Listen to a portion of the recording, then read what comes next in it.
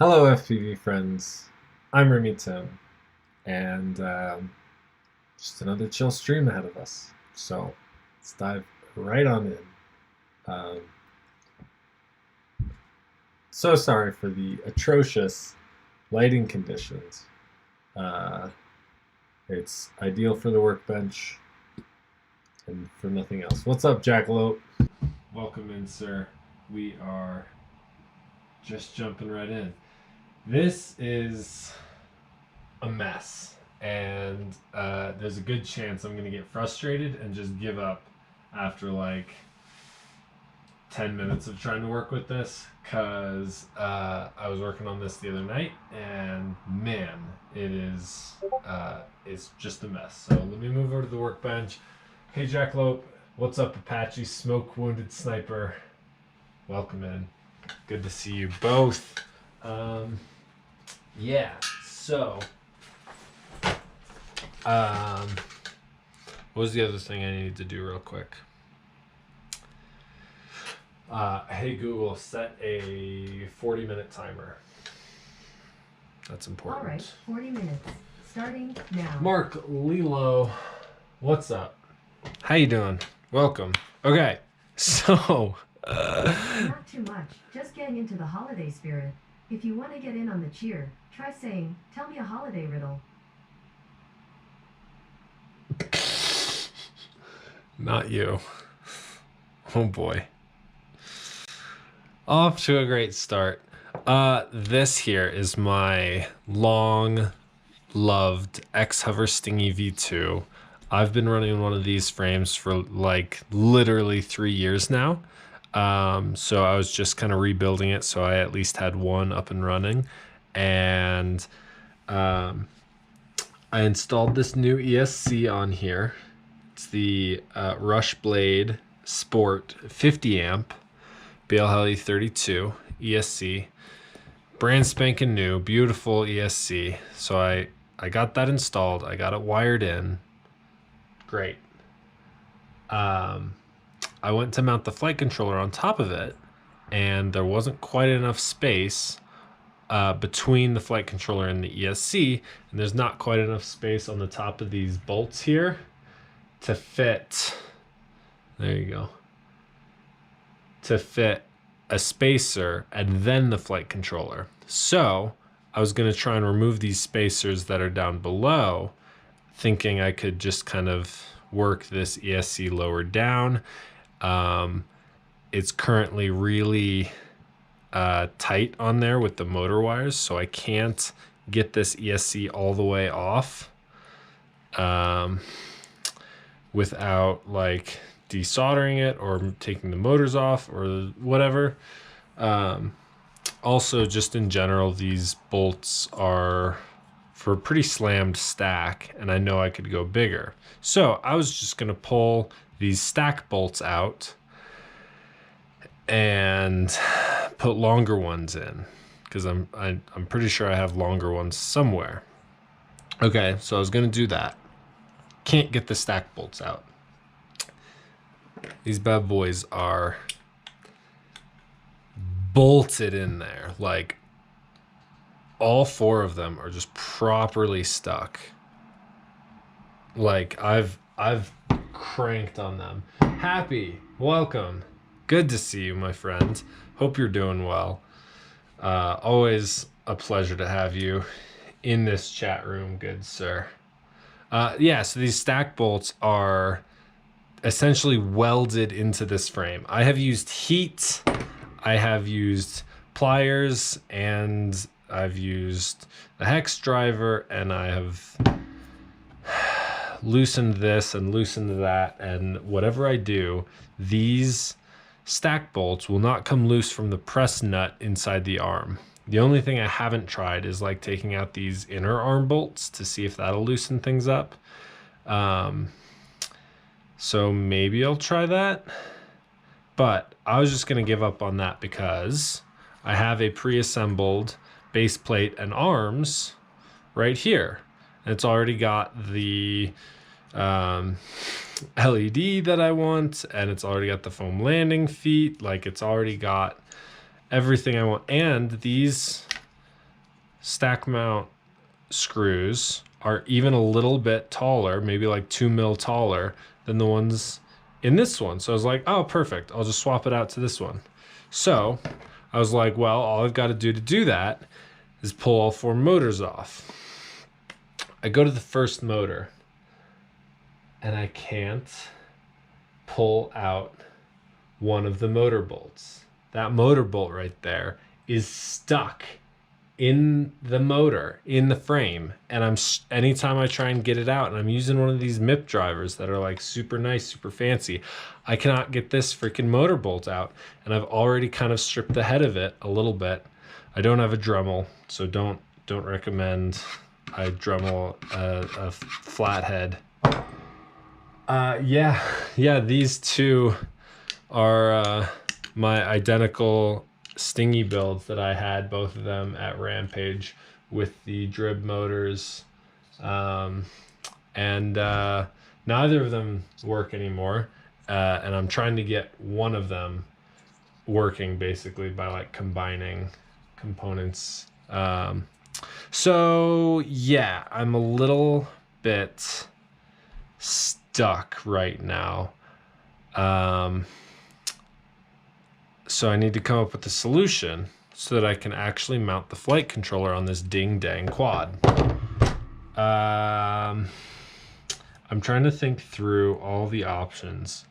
I could remove the arms from this because the motor's stuck. I could remove the arms from this and put those arms on this. However, the stack bolts go through the arm and I can't remove these stack bolts, so I can't remove the arms. So I could desolder the ESC, pull it off, remove the spacer, put it back on, and then mount the flight controller on top.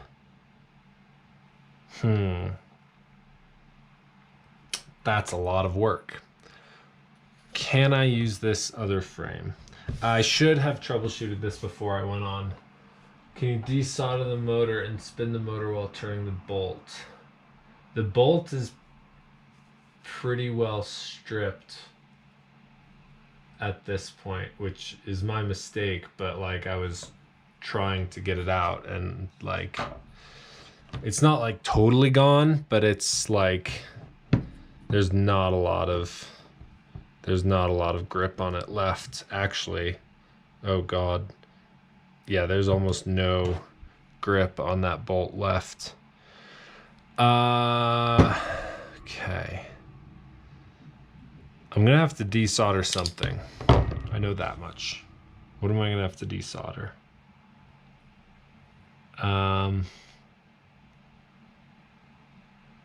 Yeah, if I desolder that motor, I can rotate the motor around the bolt, and that should loosen it. Why don't we start with that? I think what I'm gonna have to do, because the initial issue was that these stack bolts aren't long enough, and or I need to remove the spacer at the bottom of the stack to get the ESC closer to the frame. So I think what I'm gonna have to do, what I'm gonna first try to do is remove these spacers. And I can't do that with all these motors wired in because the stack won't pull up quite far enough. It's real close, but not quite far enough. So I'm going to totally desolder the ESC, which is a lot of work. It's a lot of wasted work that I've done in the past. And let me get some music going for you guys. Drop that volume down to about -20. And all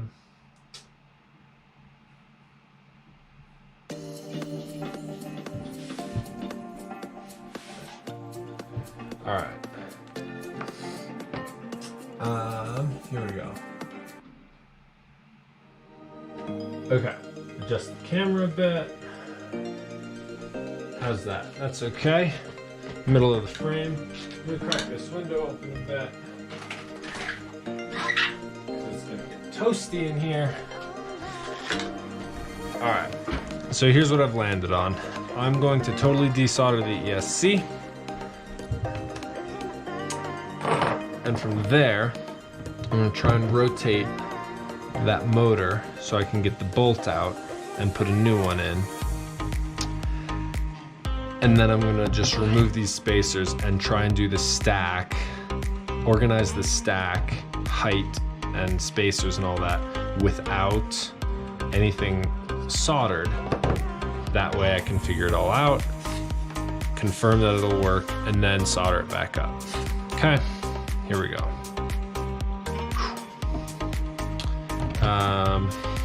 If you guys have any sort of questions for me about stuff that you're currently working on, let me know in the chat. Just tag me at RemyTim, and I'd be more than happy to share my knowledge with you and see if we can't figure out some sort of solution for your guys' problems while I work on my own problems.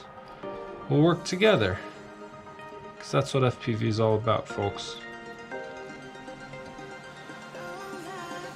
Otherwise, I'm gonna try and not talk a ton, because it's been a pretty weird day for me, and I'd rather just kind of chill here. So enjoy the music. If you guys want more volume on it, let me know.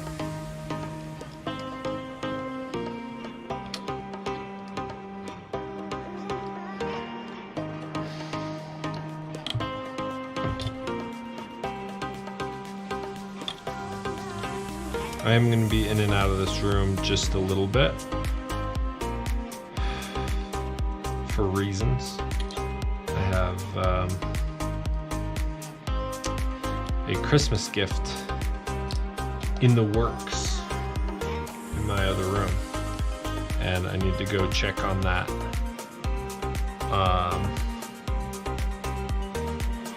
Every 30 to 40 minutes. Realistically. Whew. Just to make sure it's all going well. Alright.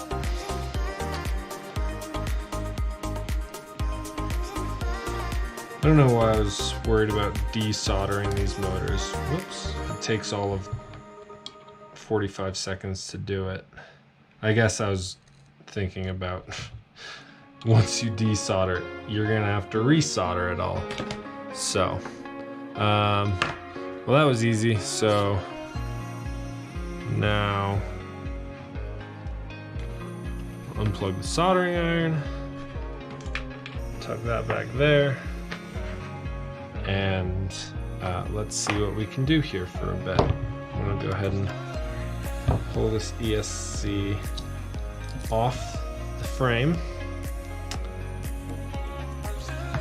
and pull these stack spacers off as well. Try to anyways. Again, if you're in the chat here, say hey if you haven't already. Tag me at RemyTim.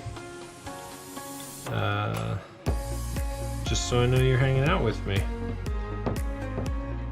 That's one of the things I love about doing these streams, is just hanging out with friends.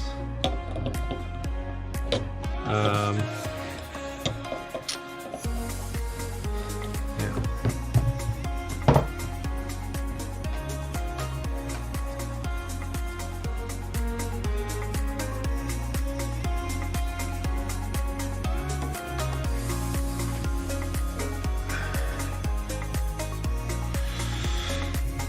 So right now I've just got these nylon nuts on the bottom of these bolts. I don't actually remember, these might be 25mm bolts, but they're going all the way through. They start at the bottom of the X plate, which is like a 2mm X plate, a 4mm arm, another 2mm X plate.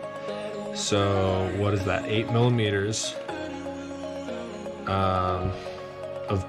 of carbon that it has to go through before it even gets to be mountable. So I'm really only working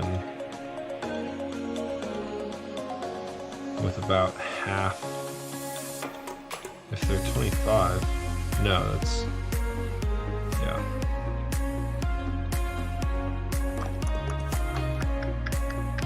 There we go. Cool.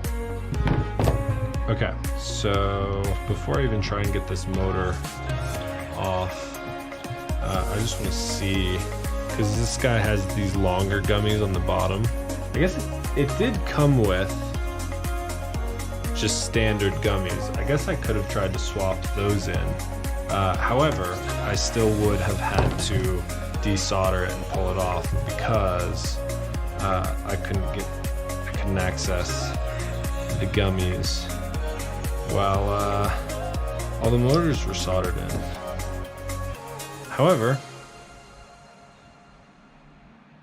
that looks pretty good. This shielding should be grounded, so if it touches the frame, shouldn't be the end of the world. And it doesn't even look like it's gonna touch the frame really.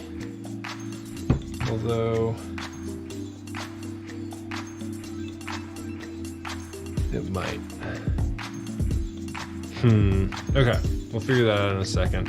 I don't foresee that being a big issue, but better safe than sorry in most scenarios. Now that I've got this motor desoldered,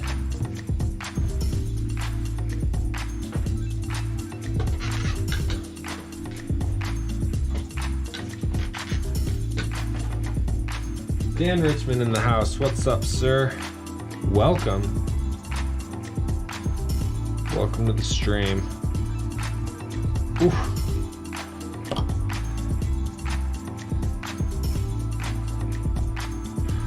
Hoping all of you guys are having a lovely evening or whatever time of day it is for you, wherever you are, that you're having a good one. Oh boy, I can already feel this is not wanting to move.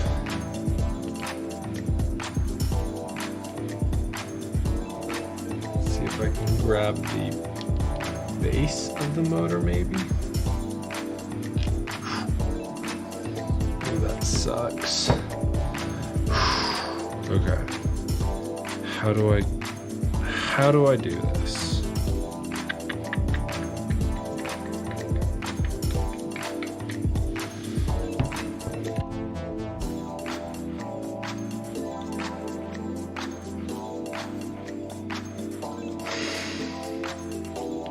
Okay. So that wants to go left. This wants to go left from the top, right from the bottom.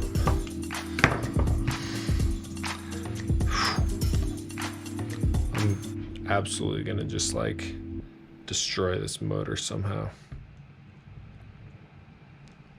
Ugh!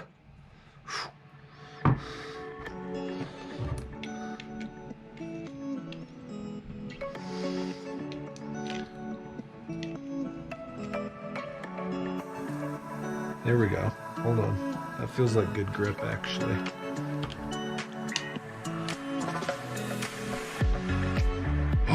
Come on. Oh, it budged. I don't know why. Oh boy. I don't have to do this, by the way. I could just bolt the motor back in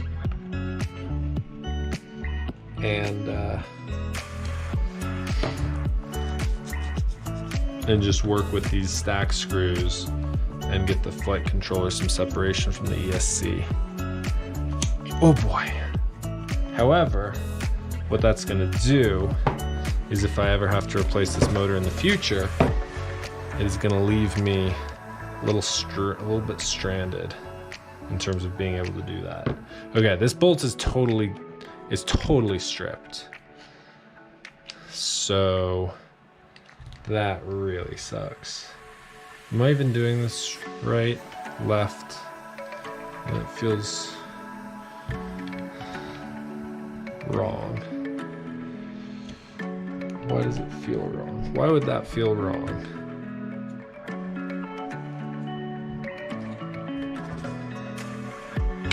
Woo! Ow.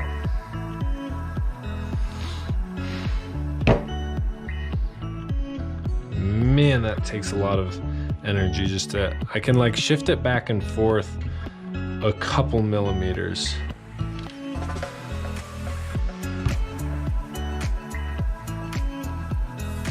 But I think, no, it's moving independently of the bolt. The bolt is not moving. So why doesn't it loosen it up? It's the real question.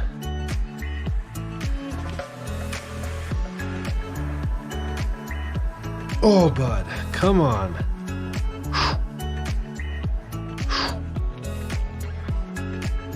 This sucks.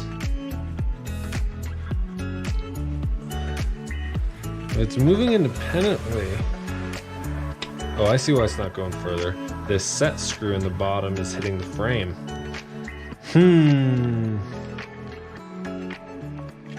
So it's getting loose, the motor is. But I think maybe that set screw's got to come out, which those are usually a pain because they don't usually come out unless you use heat.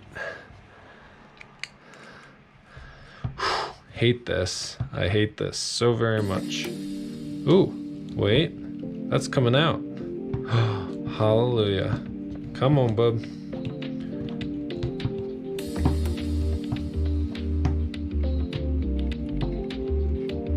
Use the driver and do both at the same time. The bolt's gone, happy. Yeah, the bolt is stripped on the bottom here. Unfortunately. Although, what is... Okay. Why is that all of a sudden locked up? That motor's all of a sudden super locked up. Did I damage it with my pliers? What could I have damaged? Okay, now it's loose. What's going on? It's like I crimped... That was weird. I don't know what I did. Anyways, set screws out, which means I should be able to get this thing actually rotating now. So yeah, so this last motor bolt is totally locked in place, which I discovered. There we go. Oh, hallelujah. Okay, that was relatively easy. Things are looking up. Things are looking up, boys. You know, sell that motor back to me, happy. All right, this bolt is going straight in the garbage. Cool. Let me grab a spare bolt, and we're gonna keep moving. The next thing to decide, I guess, is, do I want to keep working on this frame, or do I want to just go ahead and swap to this frame, which this one's got an arm that's seen better days.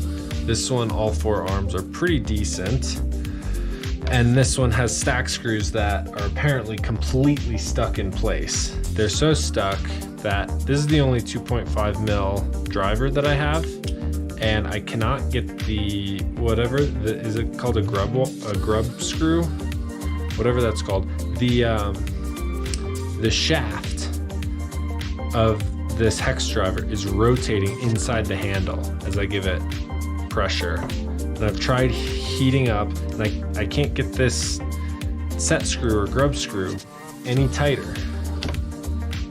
I can't. Ugh. I've tried moving it to a different place. I've tried moving it up, moving it down. It just spins. So the handle is spinning, and the shaft is staying still.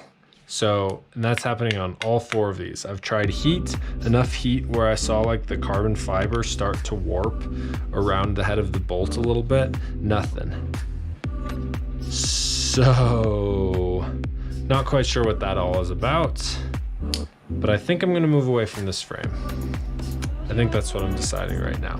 So let me see if I can get these other 3 motors started to come out. And if I can, then that kind of seals that deal. And we'll move straight to this frame.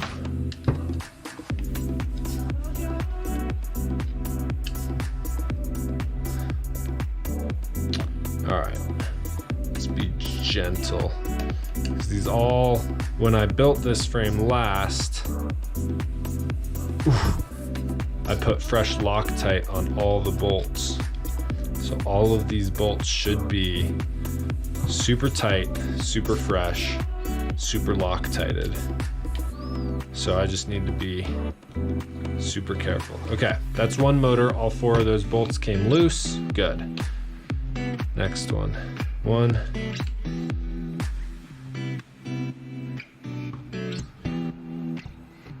2, 3, and 4. All right, 1 motor left. We're looking all right. Uh-oh. All right, hold on. Uh-oh, that one doesn't look great. 1, 2. Oh no. If I have 2 bolts in this, I'm definitely screwed. Oh no. There's no way this driver is worn out. It's like decently new, and it's one of those like really high quality ones. Please don't do this to me. How bad is it to have like a motor? How bad is it to have a motor stuck to an arm and that arm is stuck to a base plate? Like I can't get this bolt out, so I can't pull the arm out and just be like, oh, I've got a spare arm with a motor on it. Like I can't do that. And I can't pull the motor off and be like, oh, I've got a spare motor. Like it. What are the chances? All right, let's give this a real go.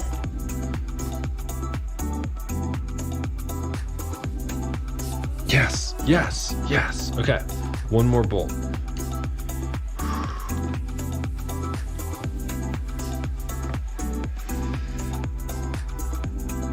Oh, this feels good. Come on.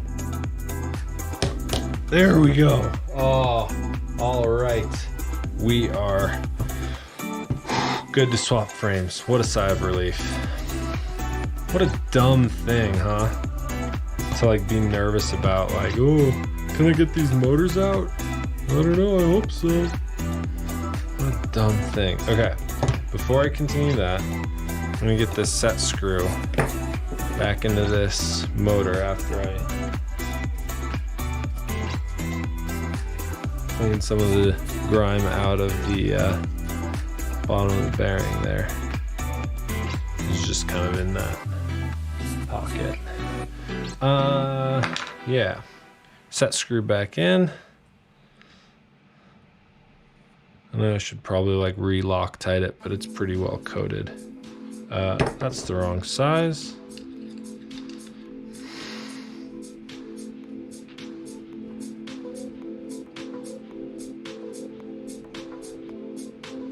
Permatex orange thread locker, I swear by that stuff. High strength but tool removable. I just use the blue stuff. I haven't tried anything else. I know they make higher grades and whatnot that are supposed to be,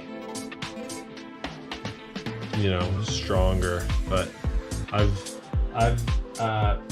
rarely had an issue on a quad where I didn't put Loctite, and any quad where I put blue Loctite was always even better, just kind of a little more solid. Why is this thing still feeling coggy? It feels like magnetically coggy. Did I like damage the windings while trying to pry it out with my pliers? I might have. Would damage in the windings cause it to get coggy though? It's like intermittently. That's weird. I don't know. Set screws in there. Let's go into the side. I need to grab a new bolt for this guy anyways. Should grab the right length. Cool. That's 4 bolts there. All right, we'll keep working.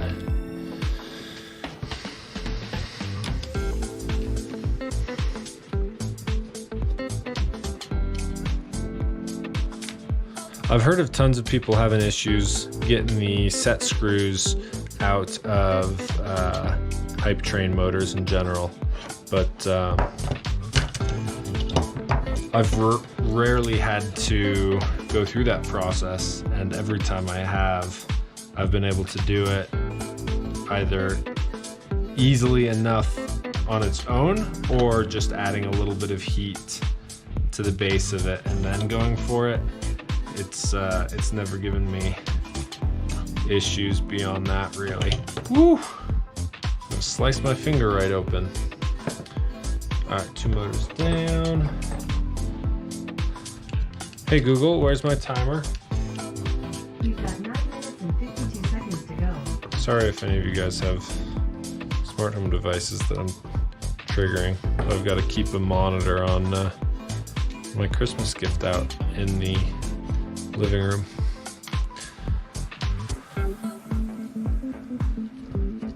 Bell's too damn soft. Yeah, they're not super durable compared to some other motors.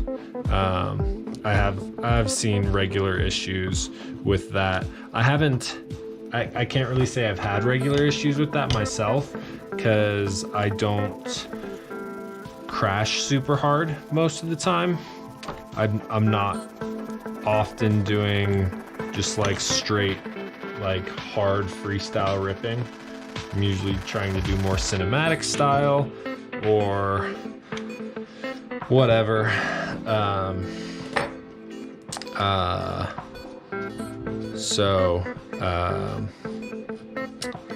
It's yeah, or cinematic or long range. But with these 5 inches, it's less about the long range and more just about like getting smooth flowy lines. And I don't fly often enough to really want to put my quads at risk every time I go fly. So I have fun with them, but I genuinely I don't crash all that often these days. I used to. I've gone through phases of crashing multiple times every single battery. Crash a lot at speed. Yup. I've been there, Happy. Been there, done that. I feel like maybe I've retired from that stage in my FPV life. Oh shoot. There is a washer that I'm guessing was supposed to be on the bottom of that motor bell. So let's figure out which one that was. I'm guessing it's the cleanest one because I used a toothbrush to clean it. This is the cleanest one. All right, we'll go ahead and put that back on. Didn't even notice that was on. Changed to the Zing E, $12 a motor. Can't argue with that. That is pretty awesome. I probably won't. Actually, I don't know. I don't know what I'll end up doing when I'm done with these motors, because I'm probably not going to buy more of these motors. But I'll probably keep buying high-end motors like the T-Motor F40 Pro, whatever version they're on at the time. Paul McDonald in the house. What is up? Yeah, I'll probably keep buying expensive motors because, like I said, I don't crash a ton, and just something about the smoothness of those high-end motors. It's something that I've experienced the high-end side of it, and I've experienced the low-end side of it, and for me, it's hard to go back to the low end side of motors with just knowing the difference in smoothness. So I love that for you, that you found a good cheap option that works for you. Like I wish I could find something like that. Maybe, I don't know, maybe I'll try a cheap option when I crash enough of these Dribvs. Paul McDonald, this is the XHover Stingy V2 frame, and I'm about to throw this piece of it in a closet somewhere. Actually, I'm done with it right now, and bring this piece out. Am I missing a foam pad? Need to find foam landing pads. And yeah, we're gonna rebuild on this version of. It's the same frame. That one just has some stuck hardware, so I'm not gonna mess around with it.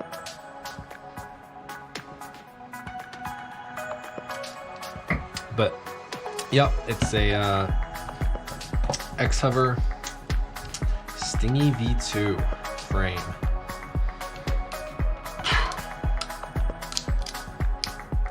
All right.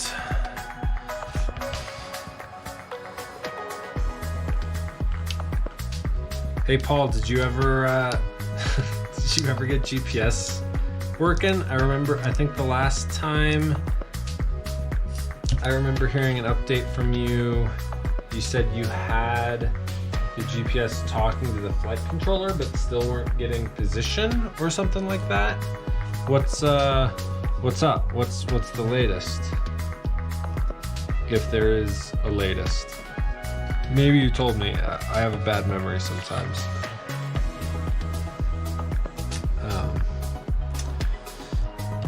But that's the last thing I remember. Yeah, exactly, Happy.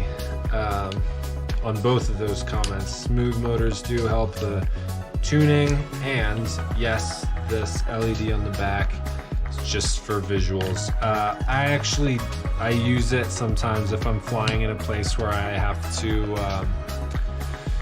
do a sketchy, let's say I hike to a spot and there's only like a small rock where I can set the drone to take off from, but it's a precarious place, there's not enough room to land it. I'll launch from that rock, but then I'll come and hand land the drone. And so what I do is I put the drone back in towards me, and then I'll take off the goggles, I'll spot it, and the LED just helps me spot it in the air, and then I'll guide it in, disarm about 1.5 feet above my hand, and I'll catch it.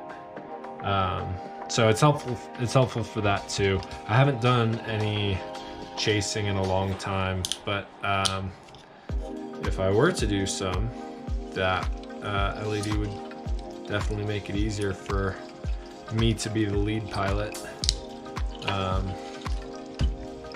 which I'd love to try both chasing and being chased. Both of those things sound like a ton of fun to get some footage from. I was talking to a local guy recently about doing that with some 7-inch flying in the mountains. That honestly appeals to me more than doing it with 5 inches. Just feels like there's way more cinematic footage that you can really kind of get in the mountains. So you're like capturing the drone, but it's also through some beautiful scenery. And living in Colorado, I've got some of the best mountains in the world to be able to find some cool scenery. All right.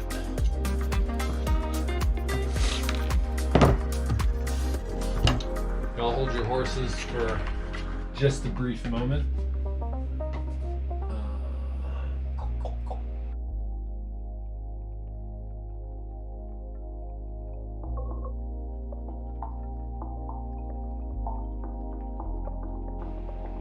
All right, folks, I will be right back.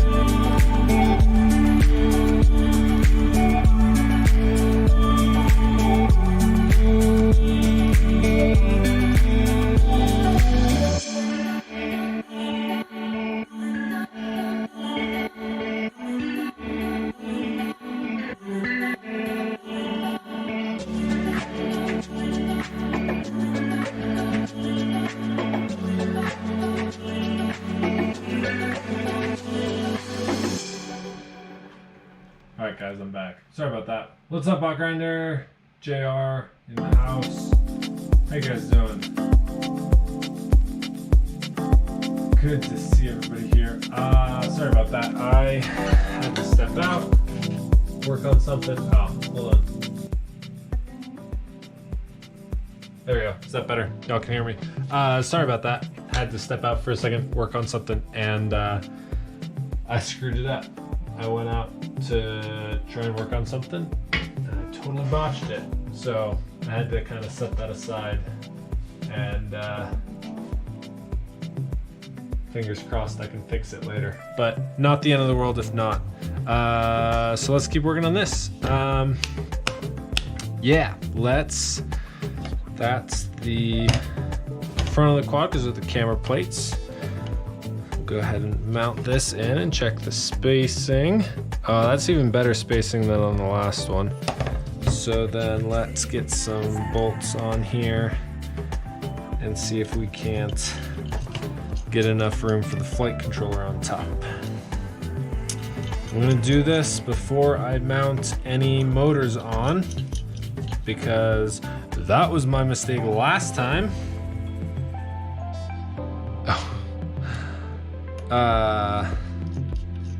That was my mistake last time, and I'd rather not make that mistake again. Anybody else working on any quads tonight? Or are y'all just hanging out?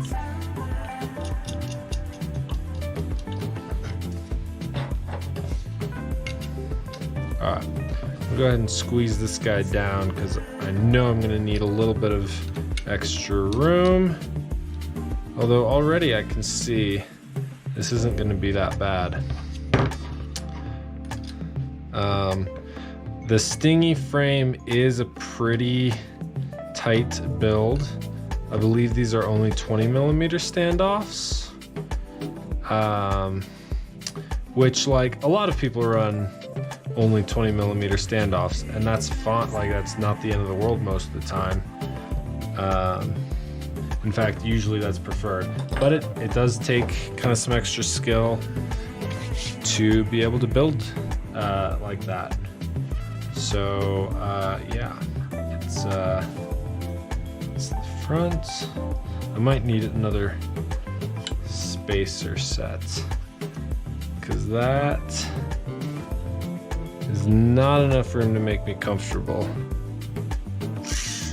I guess I could just back these spacers out a bit. Let's try that. So as long as there's still compression on the gummies, let's just reset that. I bet it'll fix everything.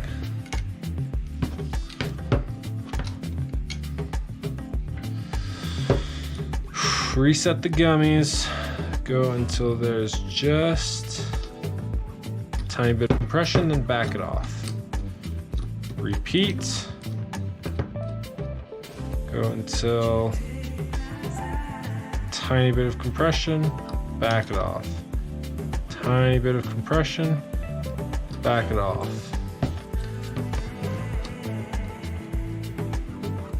Tiny bit of compression, back it off. Okay. There's the orientation. That's better already. It's still enough where that chip could touch, but it's not actually any electrical it wouldn't cause a short. It shouldn't cause a short. Unfortunately, it's not enough for me to get any gummies on, any bolts on the top of the stack. I wonder if I could remove those bottom bolts, or even if, even if I went to these slimmer gummies on the ESC, would that help? I think it would. So much work just to line up a stack, but I want to get it right because more than likely this build's gonna stay this way for the next 2 years. Knowing me and my builds, they don't change all that much. What's going on? Family Guyver in the house. Just finishing up work, about to head home. Yes, Stingy frame. That's correct. Trying to anyways. Having some bad luck. Trying to work through it. Dan Richmond, not building, just finished installing Edge TX. Ooh, and flashing R9 to ELRS. Now the module draws like 4 times more power. Holy cow. That's crazy. I had no idea that was a expected part of Express LRS. That's kind of bonkers. I mean, I guess it makes sense when you're talking about that higher duty cycle. It's working a lot harder. Although at the end of the day, like, it's all about like their compression systems. It shouldn't be sending any more data. Like, that's how they get the longer range. With LoRa, I don't know, I guess it's all about how much it's referencing the sticks and how often it's sending out new data. Yeah, I guess that's what duty cycle is anyways. But yeah, I guess it's way more about not transmission power, but just how hard it's working to output data. Ooh, I don't love that. That's gonna be touching the that's kind of the one complaint I have about this frame, is that these middle arm bolts stick out just half a mil from the bottom, but it means you have to be pretty careful with hardware. Let me see if I've got some kind of grommet or spacer. Actually, I know I do. I know I do for a fact.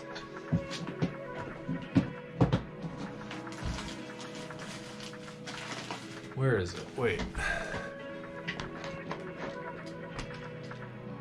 Where did I put all of those gummies? There they are. Hold on. This is probably gonna work a lot better. I think this is gonna be the right solution. So we're gonna do 1, 2, 3, 4. 1 gummy on each screw, bolt. We're gonna try fitment again. Oh, lovely. And those are compressible, so I can kind of choose my fitment within that. But they're not even as thick as, I wonder if, no, those are the same thickness basically. Okay. I have black nuts and I also have these silver nuts. I was trying to see if one was thinner than the other. So what I'm going to try to see if I can do here is get enough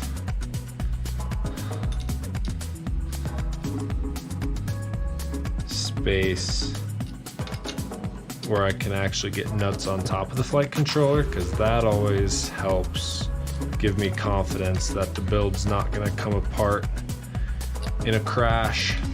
So I'm going to compress these gummies down fairly tight.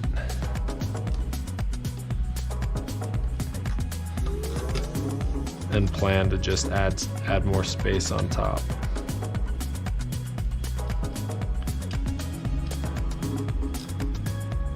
Okay, so I'm gonna go with more gummies on top for now, just because they're thinner, more compressible.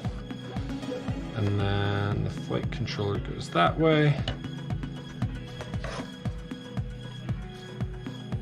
It's a good amount of space. It's a great amount of space, maybe too much space. Nope, this is perfect. This is perfect. Just enough space where once I compress those gummies, I can get a nut threaded on just a couple times. Maybe not fully threaded on, but enough. Will the flight controller truly be soft mounted? Barely. But it'll be secure. I feel better about that. And if it has vibration issues, I can always back these top nuts off and run without them. I've done that before and it's been okay. The flight controller kind of comes loose every once in a while, and that's not ideal. But overall, it typically works out fine to run the flight controller right at the top of the bolt with no nut securing it. So I'm just barely tightening these down. And let's check that space again. Ooh, that's tight now. I don't like that tight in terms of spacing between the flight controller and the ESC. So I'm gonna do like a quarter turn on each of these. Try and get them all even.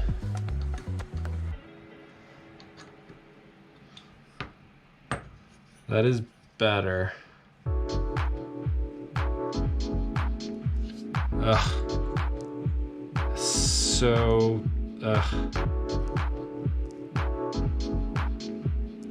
Honestly, I think what I'm realizing is I don't prefer these ESCs with the heat sinks because they just add a lot of space on the top and bottom side for mounting. That's interesting that R9 seems to be draining battery faster when it's flashed to ELRS.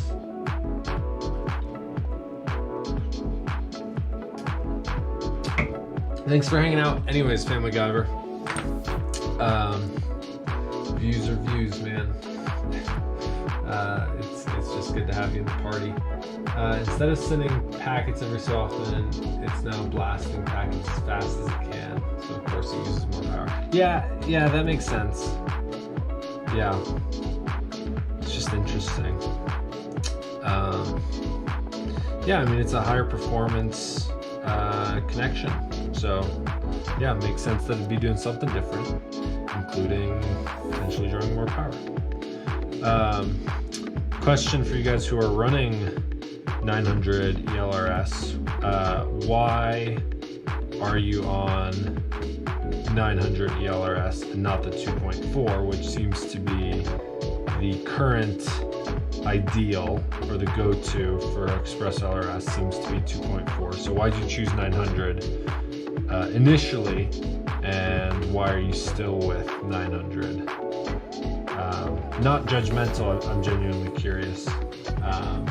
I think for some of you, the answer is probably you got into Express LRS when it was early, and when it was early, the 900 megahertz was the more popular version because it was a long range system. 900 makes more sense for long range, and so you just didn't change when the 2.4 came. Yeah, already had the R9 hardware. That makes sense. That's kind of what I figure a lot of people who are in your situation would be doing. Okay, that makes sense. Yeah, Paul, you as well. Curious what your reasoning was.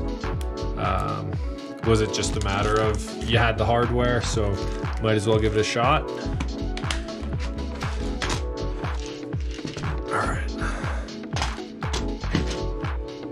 All right, I think I'm gonna try and keep my workbench clear while I'm working, because I too often get in the habit of just making an utter mess out of everything. Okay, so that is the flight stack stacked. Oh, I need to pull that apart so I can resolder the motor wires. But I figured out how it's gonna go, so that's good. That's a good start. Pull, put some of this hardware away. 2, 3, 4. 1, 2, 3, 4. What else do I have out that I can put away? Got some wire here. That's kind of for the batteries. I was 50-50 tonight about, or whether I was going to build some of these lithium ion packs, or whether I was going to do this drone, because I finally got the heat shrink in to finish these guys up, and I now have 2 of these packs fully assembled, which I'm super happy with them. I have not flown either of them, but I'm super excited to try them. And I have enough cells to make 2 more, so double this. And I am so pumped on those. Yeah. Size standoffs. These are whatever size the Stingy is default with, which I believe is 20 millimeters. Because the Stingy does have carbon camera side plates that fit into those slots, so you cannot, if you want to run those camera plates, you cannot change your standoff height. Okay, pull the flight controller off, and that's secure. Let's get these motors on. Yeah.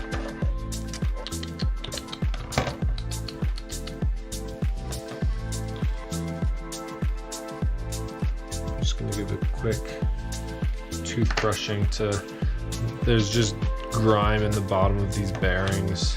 It's not a big deal, but a clean quad is a happy quad, I guess.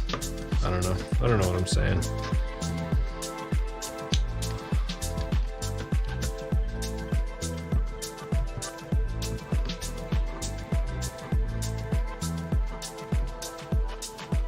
Those are 21700 cells is what they're called. 21700, 21700. They're bigger than 18650s. So the specs on these particular cells, they are lithium ion 21700. They are the normal like 4.2 max volt, 3.7 nominal volt, whatever. They are 4,000 milliamp hours, and they have a max amp draw of about 42 amps. So my current plan, I should be checking the motor. I guess they're probably all the same length, right? Yeah, these should all be the same length. Okay. Although, hold on. I gotta double check these motor wires, because this one's on the wrong arm. Just for the length that I cut these wires, I cut them slightly stepped so that they'd be, anyways, hold on. So the packs I'm building, they're 6S 4000 mAh cells, with a 42 amp max draw. I'm probably going to run some of them on when I'm running them on my 7-inch. I will sometimes, if not often, run them in parallel. So I'll run 2 of them together, which means I will have 6S 8000 milliamp hours, which is just insanity, but it'll give me a lot of flight time with a heavy 7-inch that's intended for like good cinematic cruising, with a full-size GoPro, it'll be good. But yeah, it's a heavy rig, and I've had heavy 7-inch rigs and I've had lightweight 7-inch rigs, and the lightweight is like noticeably more efficient and you get more flight time for less battery, and like that's great and all, but there is just something about coming down the side of a mountain with this heavy quad, and it is just flying. Well, I get it. Well, I mean, all drones are just flying. No, but like it is absolutely booking it down the side of this mountain because its mass and momentum just, it works differently. So it just comes, it ends up cruising a bit faster.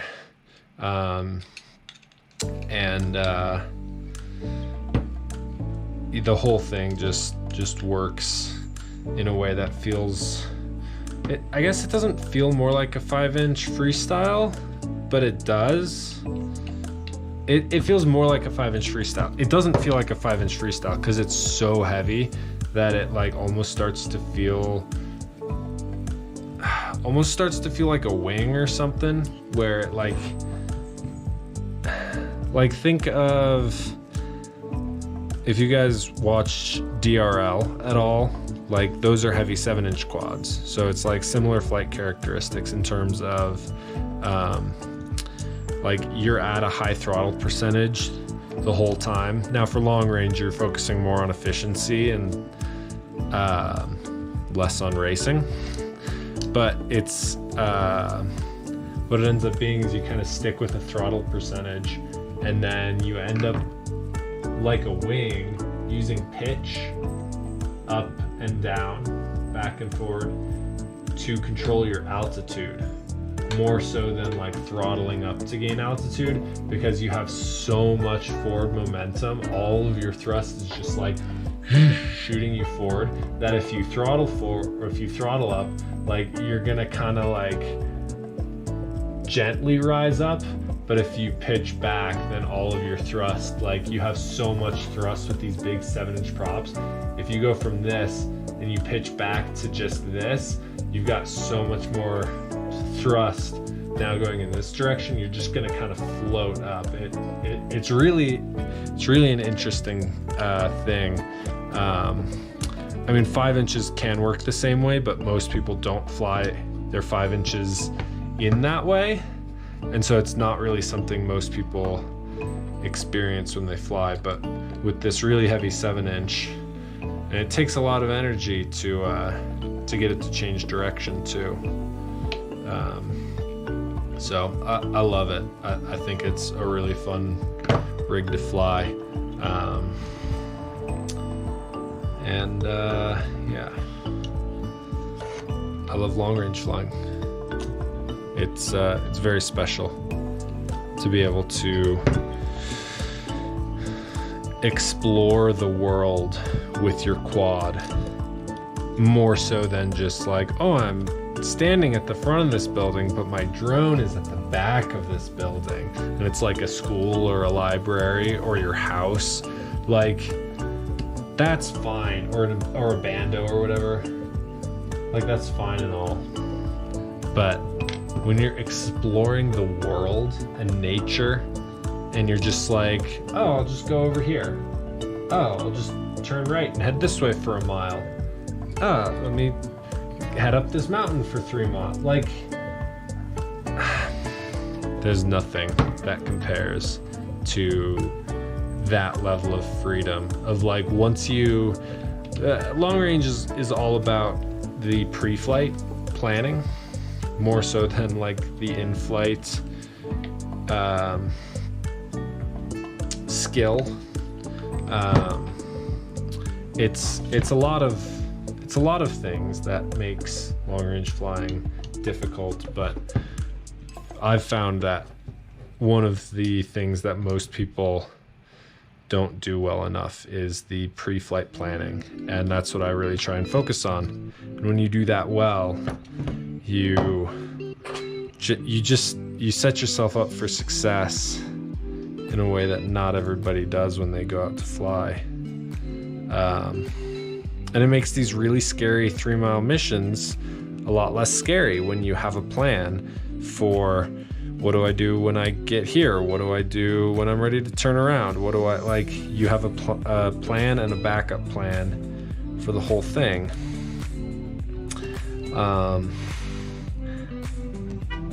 So you just kind of feel more confident than if you are just doing S-bang or S-bang or whatever, where you're just kind of going with the feel of it. Which, like, I love freestyle for that artistic expression of just going with the feel of it.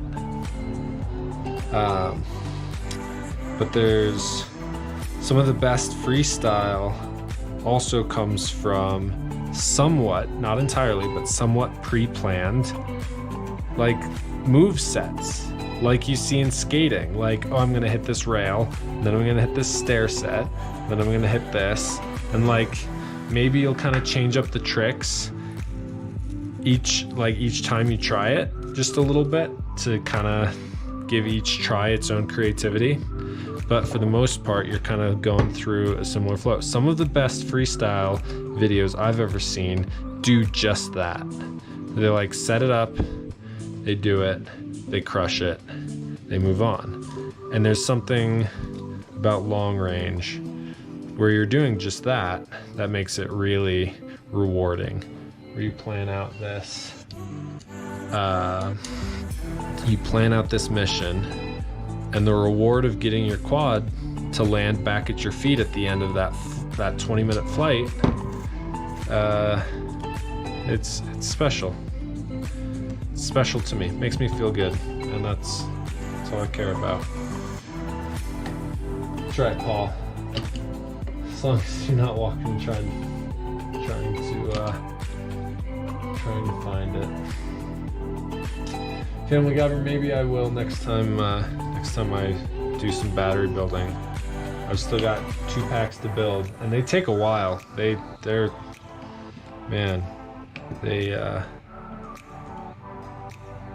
It's a very precise process, I guess. So it just takes time to take it slow and be careful with it. So yeah, it's I'd be happy to stream that next time I'm doing it.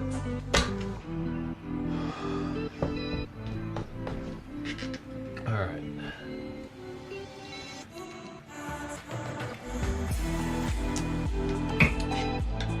I'm almost back to where I was before all this crap.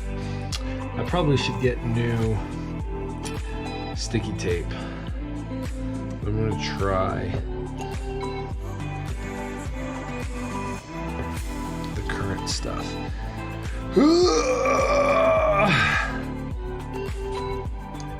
Oh yeah, it's got plenty of stick.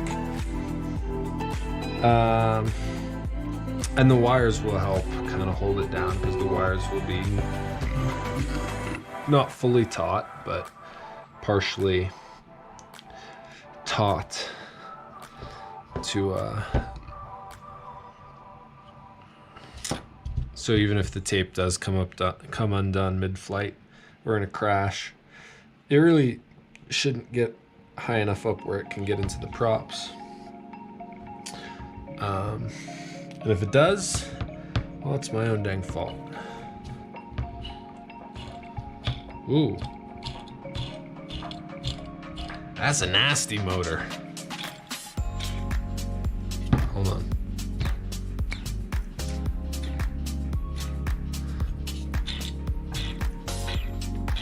Yeah, that boy's nasty.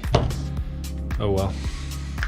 Let me see if I can find foam landing pads before I continue, because I'm getting a little annoyed. Heyo, there's one. Do I have better ones? Maybe one. My last good foam landing pad.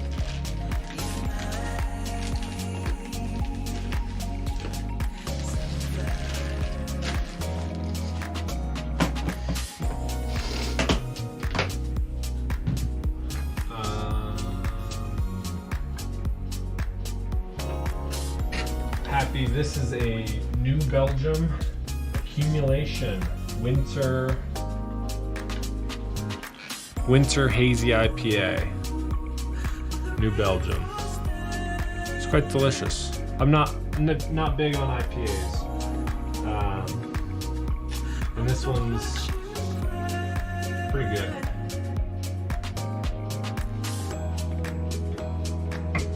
I like most things that New Belgium does, though.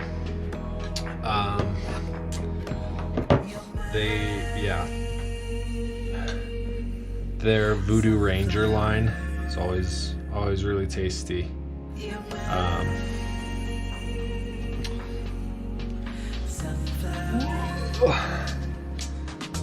All right, 4 foam pads, yay! Be right back.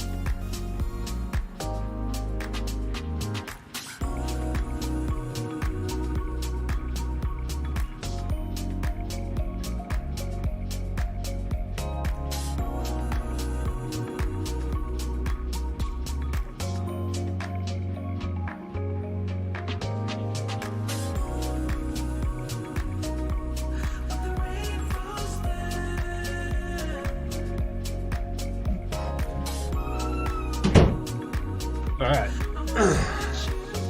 Sorry about that, folks. But Christmas is coming.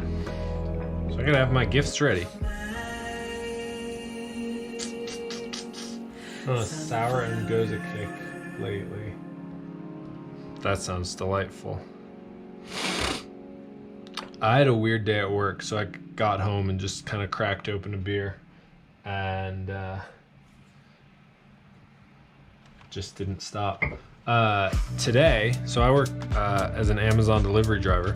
Today, Amazon servers were down, which means I showed up to work and they were like, hey, servers are down, so we can't really do anything, I guess, but we don't really know that. We're just kind of waiting to see if things come back online. So just hang out here for a while and we'll let you know when we know something. But like, it's this massive server-wide, Amazon-wide issue. So like, there's no chance that like my local warehouse is gonna have any solutions or any clue as to like, how are things going? Are we close to a solution? Like, no, it'll just be a matter of like, well, it's back online now, quick. Now it's time to rush. We're late, run. And like, that's fine, but it's a little stressful. So, or the alternative, and this is what actually happened, the alternative is you just wait around for 5 hours, hoping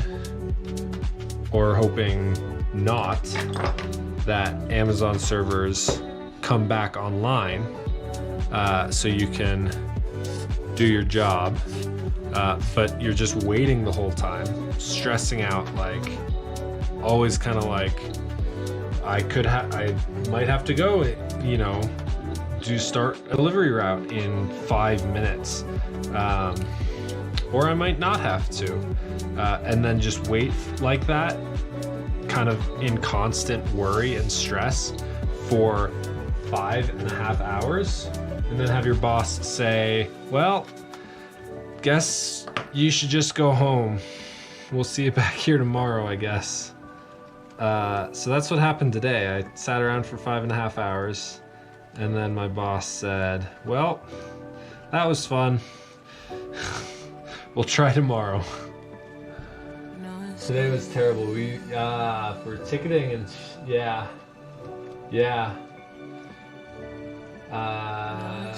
AWS was just a mess today. I heard Disney Plus went down at some point today, and like a bunch of other. I mean, half the internet uses AWS, so I don't think all of AWS was down. I might be wrong, but I think enough was down where it was making a lot of people unhappy. Amazon was losing a lot of faith in their customers. But yeah, as you can imagine, Amazon's delivery apps and services and all their warehouse software to, organize packages and all of that runs on AWS. So when AWS goes down, all the warehouses go down. And that's what happened today. Okay, I need some solder wick because this is just getting a mess.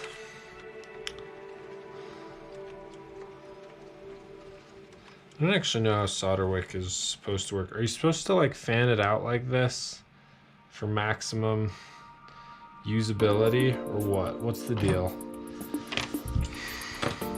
I don't know. I'm just gonna get in here and try and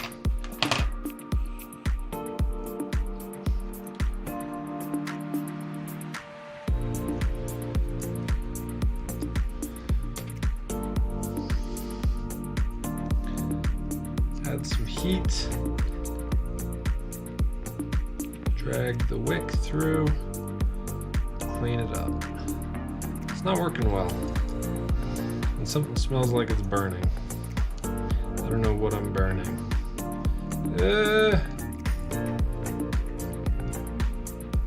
Probably about to like lift all of these pads and ruin this ESC forever and ever because I'm just getting so much heat in there.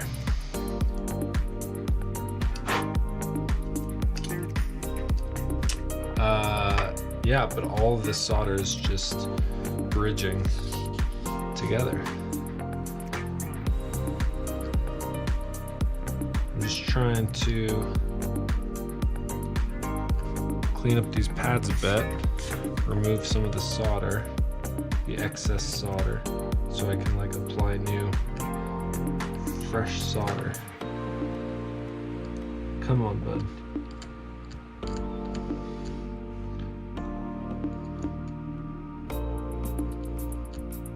Ugh, so bad. Why is this going so poorly? Okay,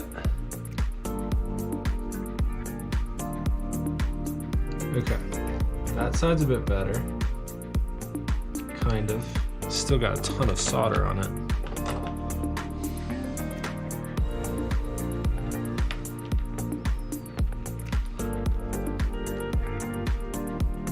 Paul McDonald asks, does putting a prop with more blades on a motor mean you're gonna have hotter motors?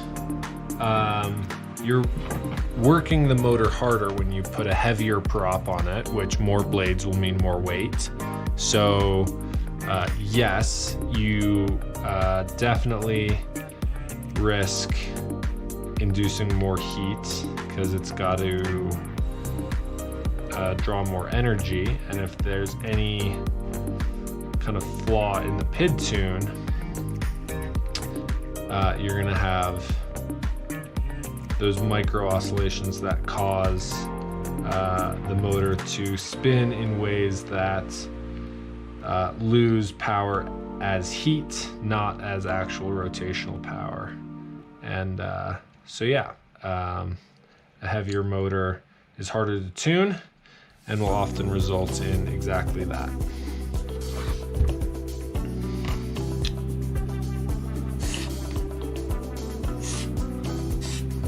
Oh boy. Not quite sure what's going on here.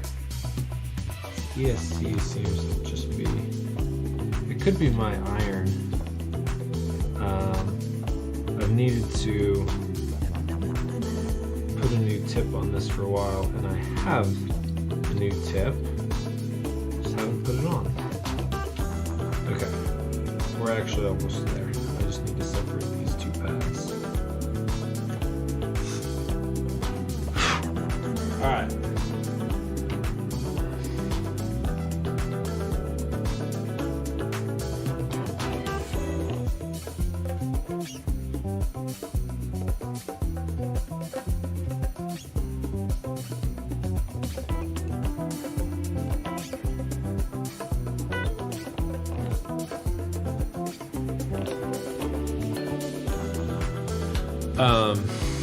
Back to props and efficiency.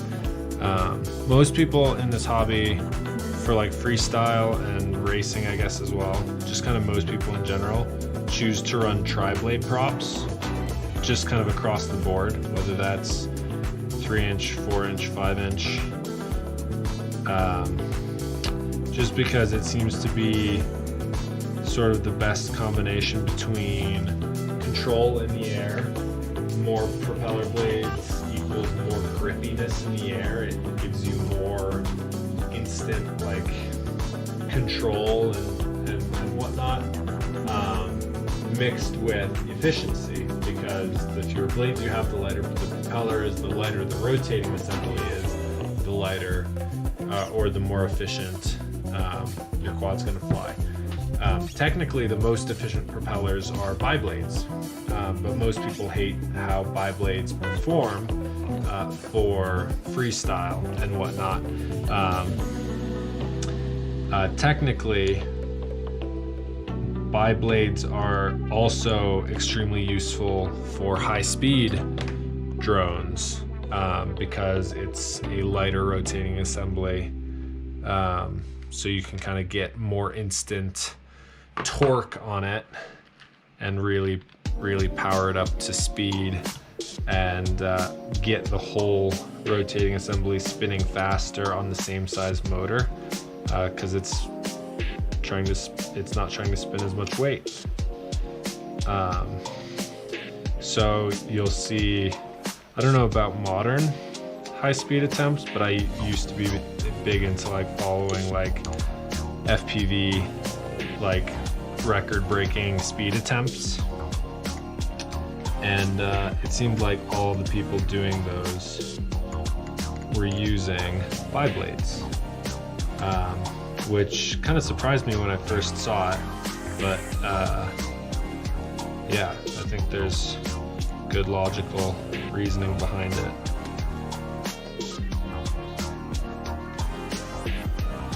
Okay, almost there. That looks pretty well cleaned up. This iron is getting hot for some reason. Like the handle. Never really had this iron get all that hot before. Alright, some fresh solder to each pad. Oh boy. That one's not happy.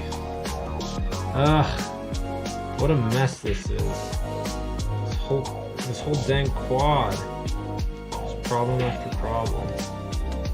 Ready to call it quits. Not really. Never give up.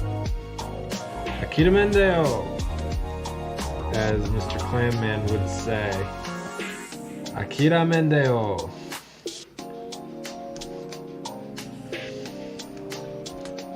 Or however you, I don't speak Japanese. Wow. Did I just say I don't speak Japan? That's cringy.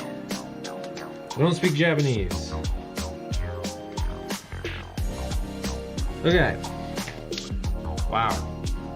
Way too much effort for such a simple. Stop.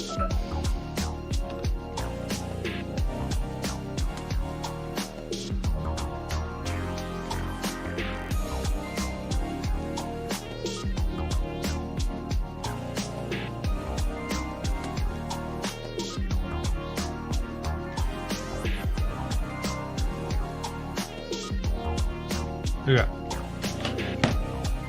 Be right back. One more time.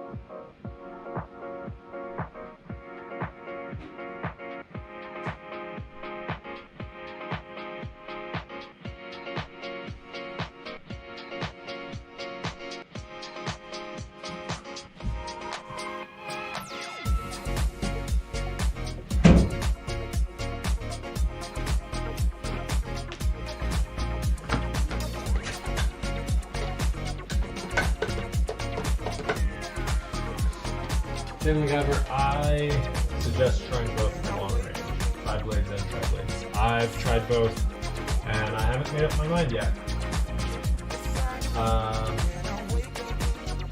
I think bi-blades will, all in all, give you more efficiency, but it seems like the GemFan tri-blades are pretty dang efficient. I've also personally had pretty good luck with the HQ tri-blades. I don't remember which specific ones. The 7x4x3. I think if you're building a lighter rig, use bi-blades. I think if you're building a heavier rig, use tri-blades. For long range, we're talking. That's my advice.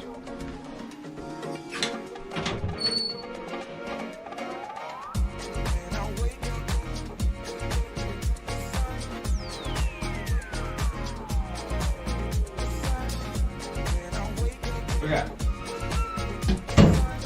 think that's the last time I have to walk out for tonight.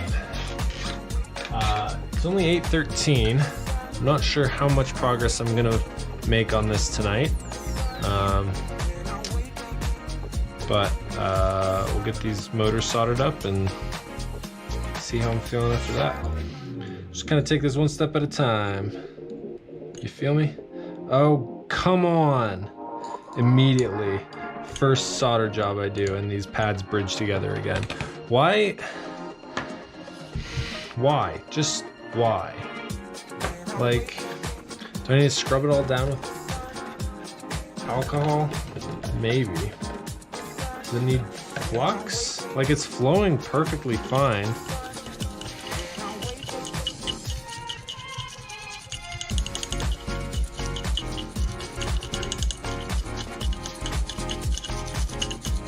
Just get it all nice and wet and messy. Do the other side. I don't even care. Just mess it all up. But I've been on here with solder on and off a couple of times now. Like, I can just see the gunk, whatever the residue from flux burning off, I can just see it building up around everything. Just want to get rid of it. That's all. Just want to get rid of that gunk. Alright. Let's try again. Get a nice, clean soldering tip. There's some good corrosion at the end of this. I wonder if I do need to just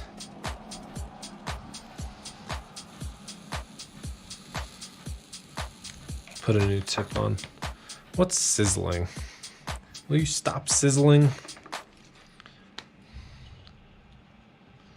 A little bit of flux in there too. See if things will separate. No?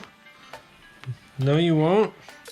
I can't even do the usual trick of just like getting it melted onto the iron and like flick it off. There we go.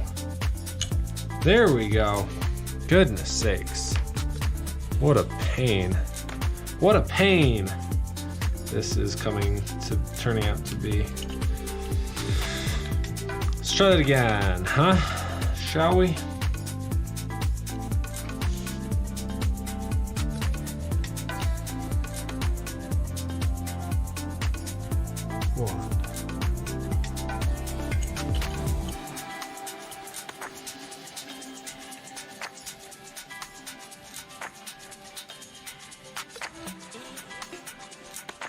Two.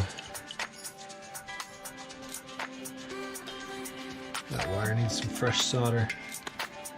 And the pad needs some flux.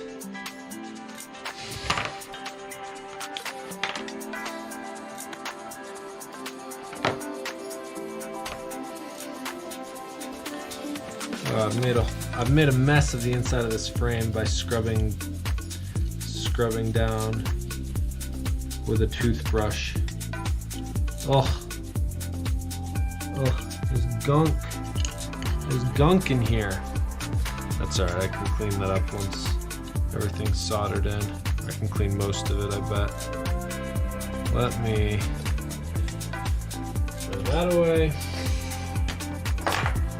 Get a sip of water.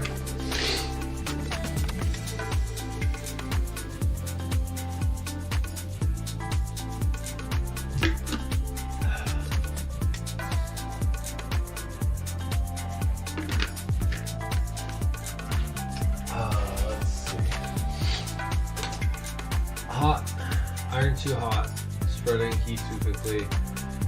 That's what I thought, but when I like get on a pad, there's so much like metal in this board that it really isn't it's like it doesn't seem like it's going in too quickly. It seems like it's the right temperature, or maybe even slightly too low of temperature. I could be wrong, but I've been soldering for a little while now, and it doesn't feel like too much temperature. All right, get some flux, get the iron. I'm only at 330 Celsius, which I don't think is like anywhere near too hot.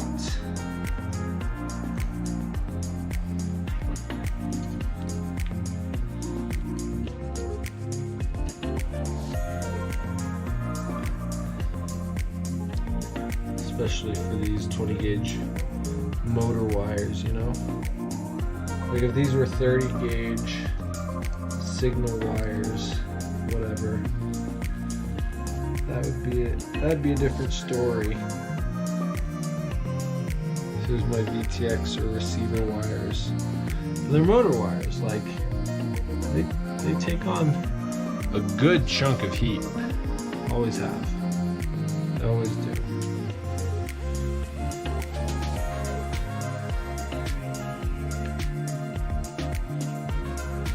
Just clean up some of these solder balls that I've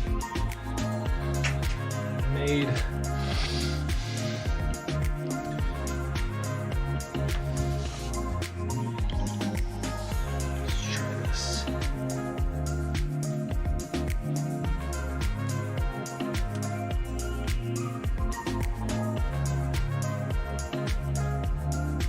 That's too much solder.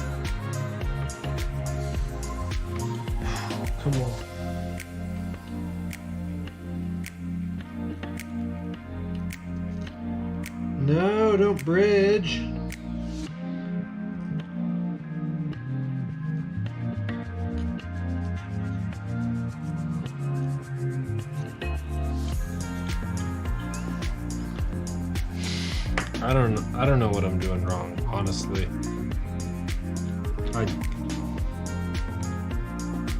Why is this the handle so hot on this iron right now? There must be like something wrong with the iron itself. It seems like the only reasonable solution. But I don't know. It doesn't. I don't know. Maybe I need to do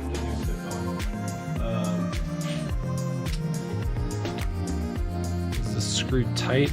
I'm not gonna take this off while it's hot and like burn my hand trying to swap it out.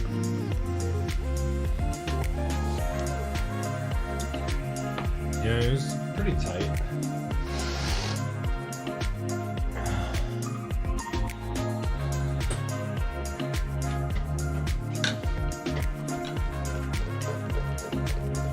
Family Guy, were you talking about my arm LEDs?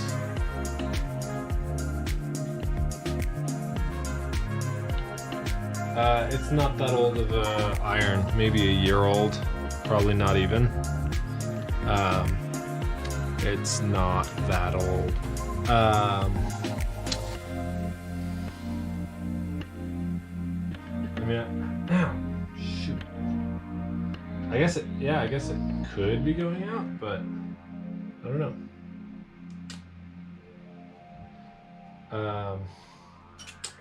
I don't remember what these arm LEDs are. I think they're probably just Tiny's LEDs. I could be wrong though. I think the small ones that you want are made by, shoot, who is it? Is it Flywoo? I want to say it's Flywoo, but you'd have to ask Ciati that because he's the one using these tiny ones on micros.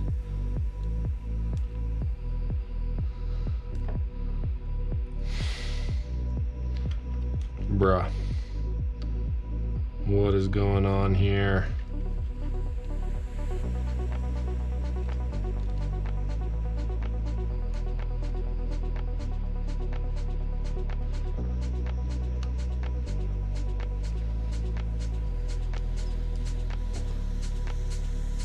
It doesn't, I mean, the iron itself doesn't feel that out of whack. I'm just confused by why, ooh, nose itch. Ah, I'm just confused by why the pads are bridging together so easily. Maybe it's not enough flux. Maybe it's, honestly, I don't know. I don't know. The solder is just behaving weirdly. It seems like maybe it's the temperature. Is it too much temperature? Is it not enough temperature?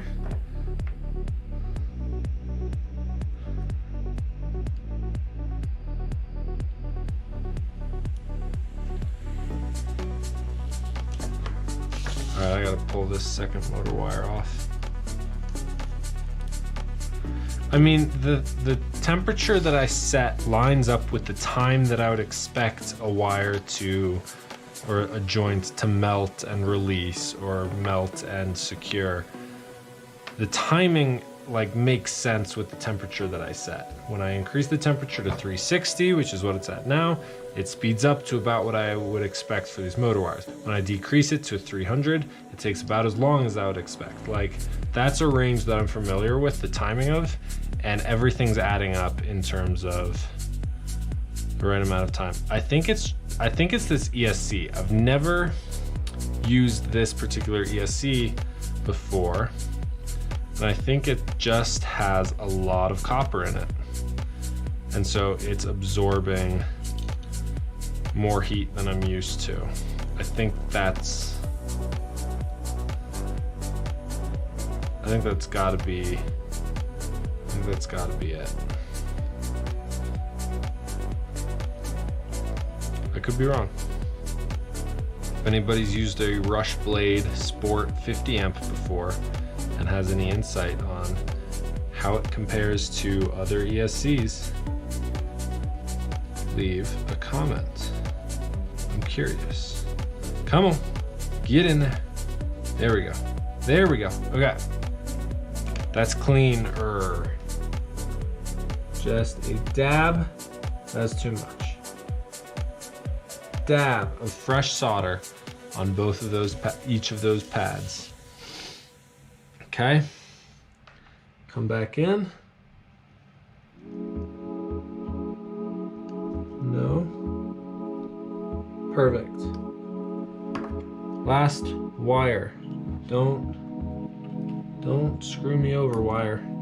Don't do it. I swear, I'll find you.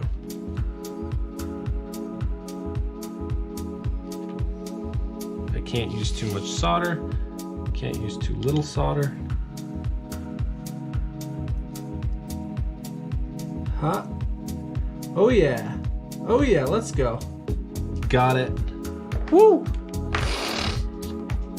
That is 2 motors done.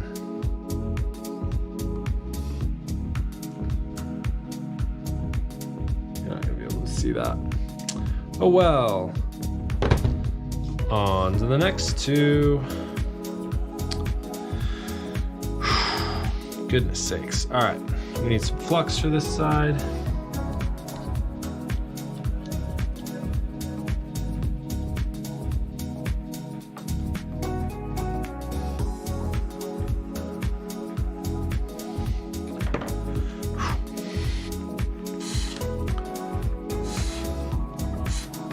Tip a nice quick clean. Apply a little bit of fresh solder. And we're going in.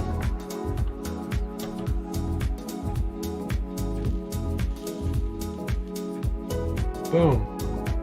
1. That seems like too much solder.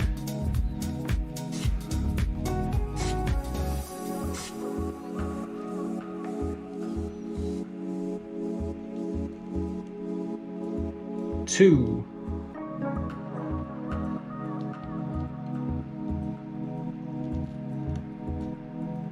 3. On a roll.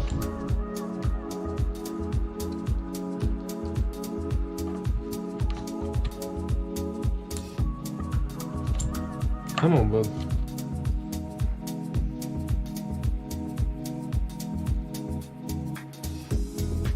That's pretty bad.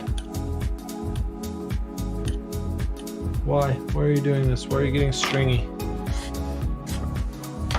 Not enough flux? Too much heat?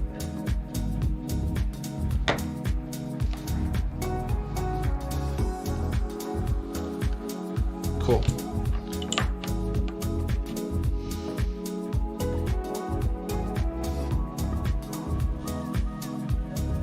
Come on. Get in there. Close enough. It's actually kind of a crappy solder job. I'm gonna redo it. It's crappy. I don't do crappy work. Okay. We just need a little bit more fresh solder to make this whole job perfect.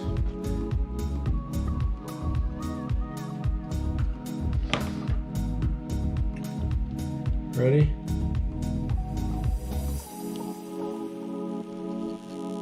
There it is. Let's get a little bit of fresh solder on that wire. It looks kind of bare.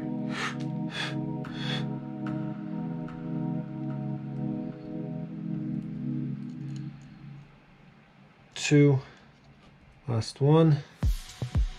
This one's really precarious. Uh-oh. Need some flux.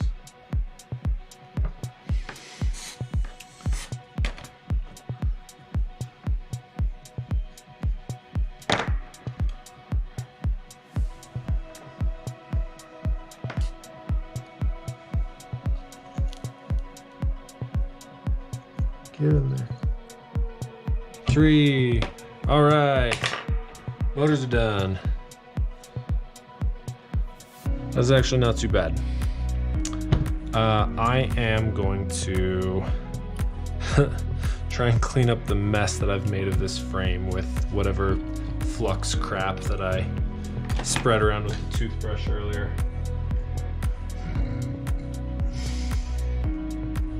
Clean the silver ring on the opposite end of the probe tip attachment.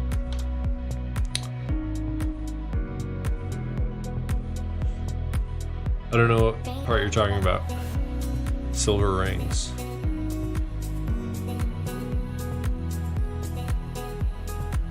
I mean, I know this tip is worn in and could use a full cleaning. I don't have any of that brass wool to like really get this corrosion off the end of the tip, but the active part of the tip, it actually, like, it looks like it still has its enamel coating and seems to be overall in pretty decent shape.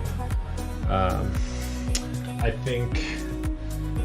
think the issue is probably that I'm just not used to this much copper in an ESC, that it's just sucking in a lot more heat than I'm used to, but I could be wrong. Flywheel has unusual LEDs.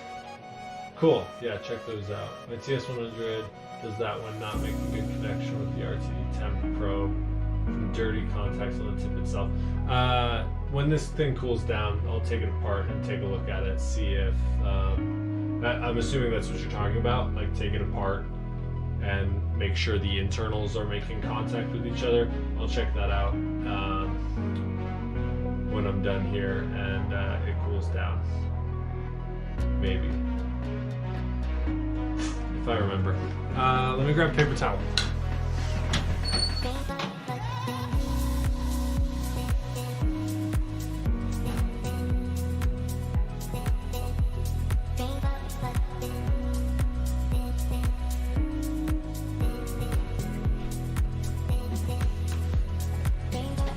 Nothing fancy here. I do have a little bit of a cleaning solution. I'm not really getting on any of the electrical contacts. I'm just kind of... Oh, what is going on there? Oh, is that a cracked base plate? How have I not noticed that? Shoot, dang. I just went at this whole build without even checking the frame. Where'd this cracked base plate come from, bud? It is just a tiny crack right around this standoff here. Realistically, it shouldn't actually cause any problems. But yeah, that carbon right there is starting to just delam. Well, it's more than a delam, it's a crack. But on like the y-axis, I guess. I don't know how to explain it. Should be fine though. So I'm just gonna keep moving for now. I've got spare base plates and whatever. I can always swap it out in the future. So I'm really not too worried.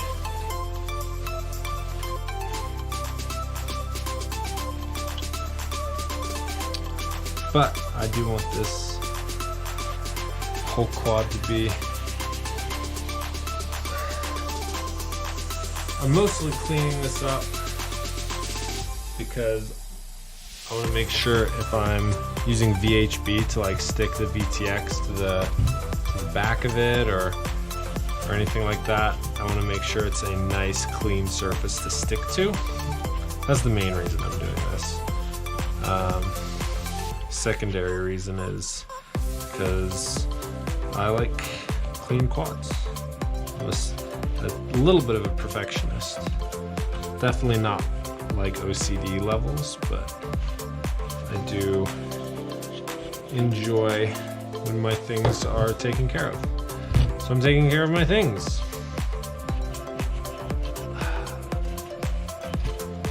Just kind of get in there. I really kind of made a mess of that with the toothbrush, didn't I? I'm not sure where all this gunk came from. Feels like a lot of gunk.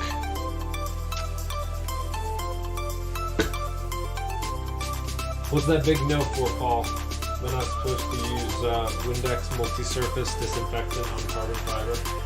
I'm really, like, I might be touching the electronics a tiny bit. but I can clean it up with alcohol later if it's a bad thing. Unless it's like a real bad thing.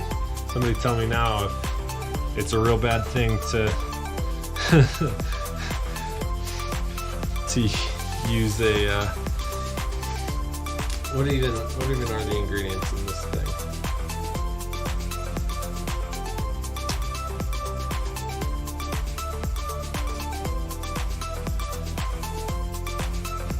I don't see it.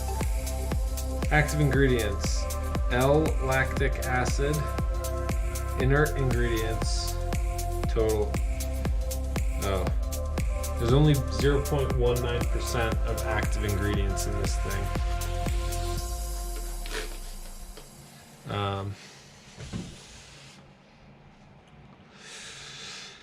Why is that little grime spot not coming up? That's what I'm wondering. That tiny little grime spot in the middle. Yeah! Come on.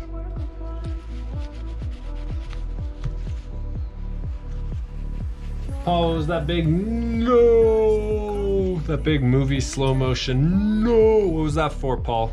No! Or maybe it was more of a no! How could you? I trusted you! That kind of thing. It's more like that, Paul.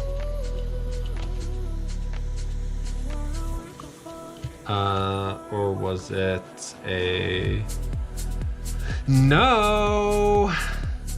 Like a sing-song kind of no. What are you thinking? No. Come on. Frame crack, got it. Yeah, I'm not worried about it. It's just, I mean, you guys, like, I can't even show it to you on camera because it's so. Hold on. Wait. Let me get a flashlight. Flashlight. It's not helping at all. It's right there, where my finger is. Anyways.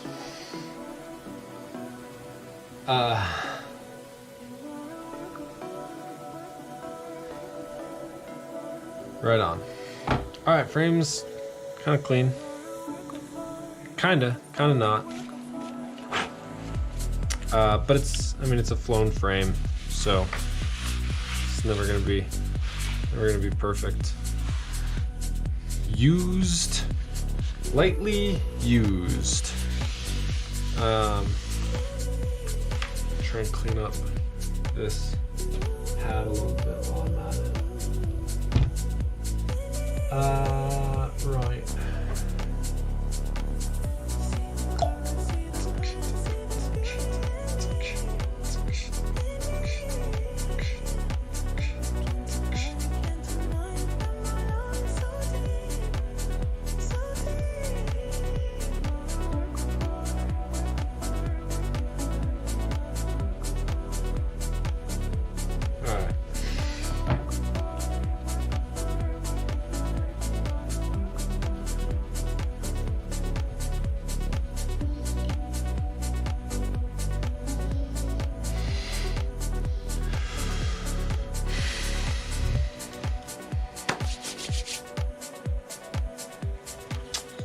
What's next? Plug in a random battery for kicks and giggles. Do I need to clean any of that with more alcohol? Probably not. I'm probably fine. Probably good. Good to go. Just plug in a 4S. Cool. It works for now. Let's keep going, I guess. This guy can take battery voltage, but we'll probably hook that up to the flight controller. Next for hooking up is the flight controller.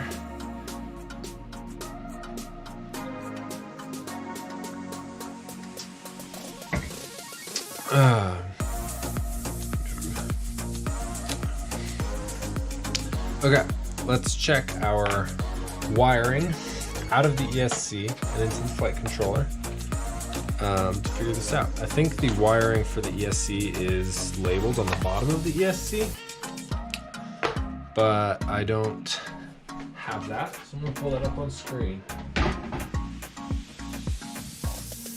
The Speedy B800 has metal heat sinks. A lot of ESCs are going that direction, it seems.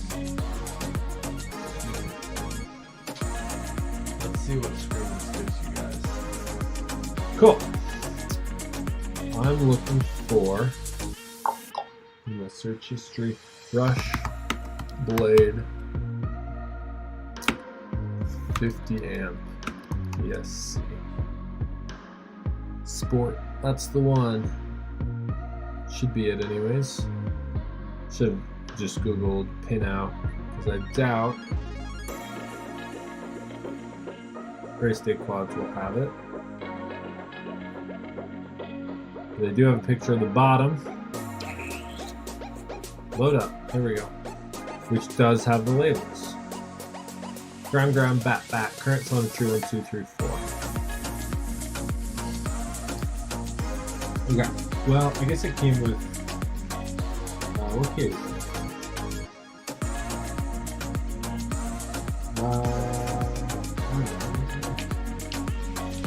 Ground, ground, bat, bat.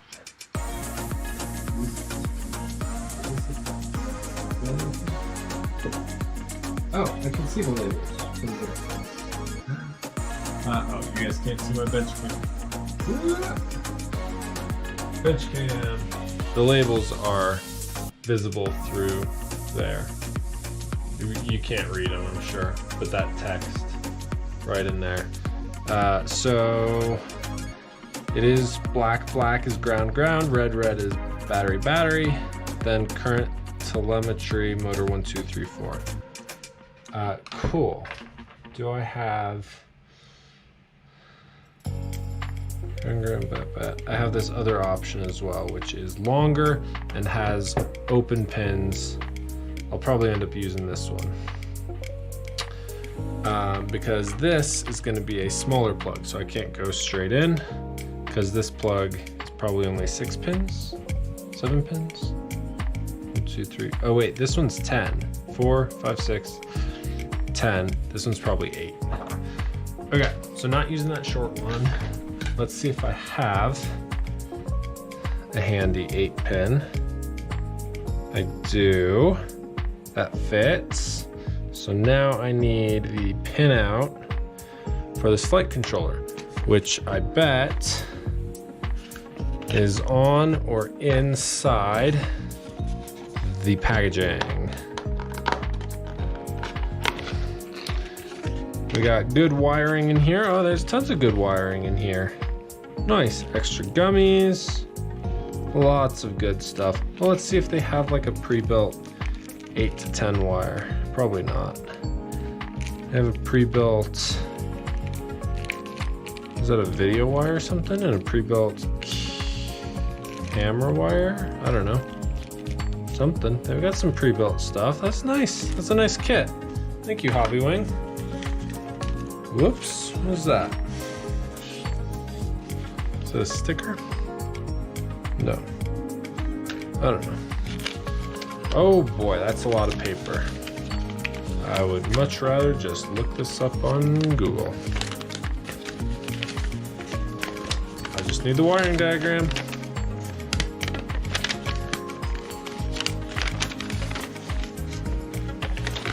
Oh Lord.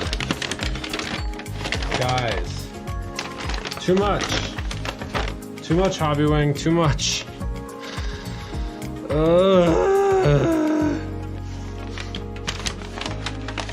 Double-sided. Wait, that's all Chinese? Is this all English? That's all English. Layout, different ports. There's the main plug. VBAT, ground, current, telemetry, 1, 2, 3, 4. There's the front. Okay. I'm going to attempt to prop that up back here. Good. Enough, I guess. Oh my lord. I might be able to, I'm gonna keep in the extra ground and the extra voltage for now, and we'll figure that out later as to whether or not I can use these pre-pinned parts to like go straight into the plug for my the plug for my VTX or something like that. So we'll see about that. But for now,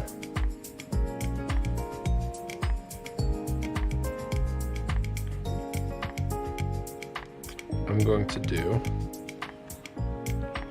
okay, which direction points to the front?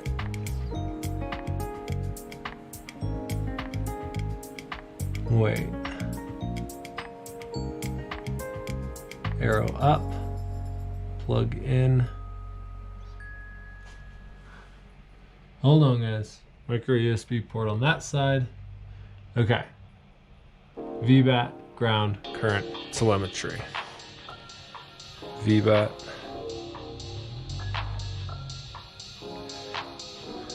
Alright, come on back out. Come on back out. Woo! Okay, you going that way.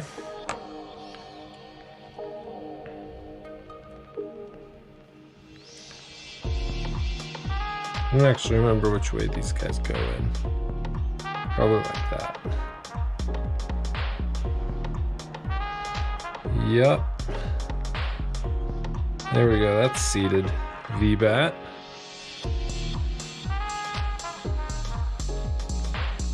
Ground.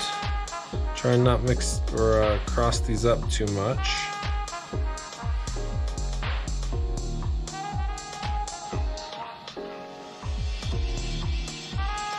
That's clicked into place.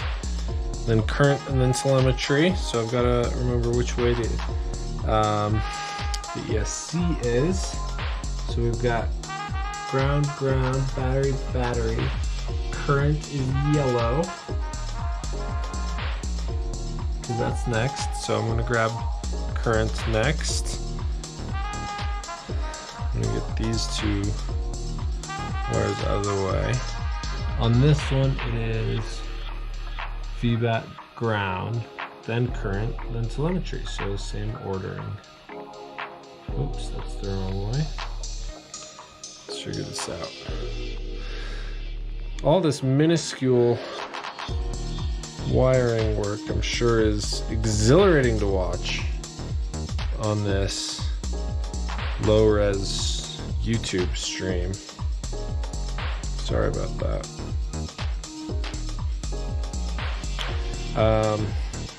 Here is telemetry pin, which realistically I don't need. I don't really want it either, but I'm going to put it in anyways. Actually, am I? Yeah, I am. Just for the sake of having it. I probably will not turn on ESC telemetry in my ports tab so that I can leave that UART open. Why is that not going in?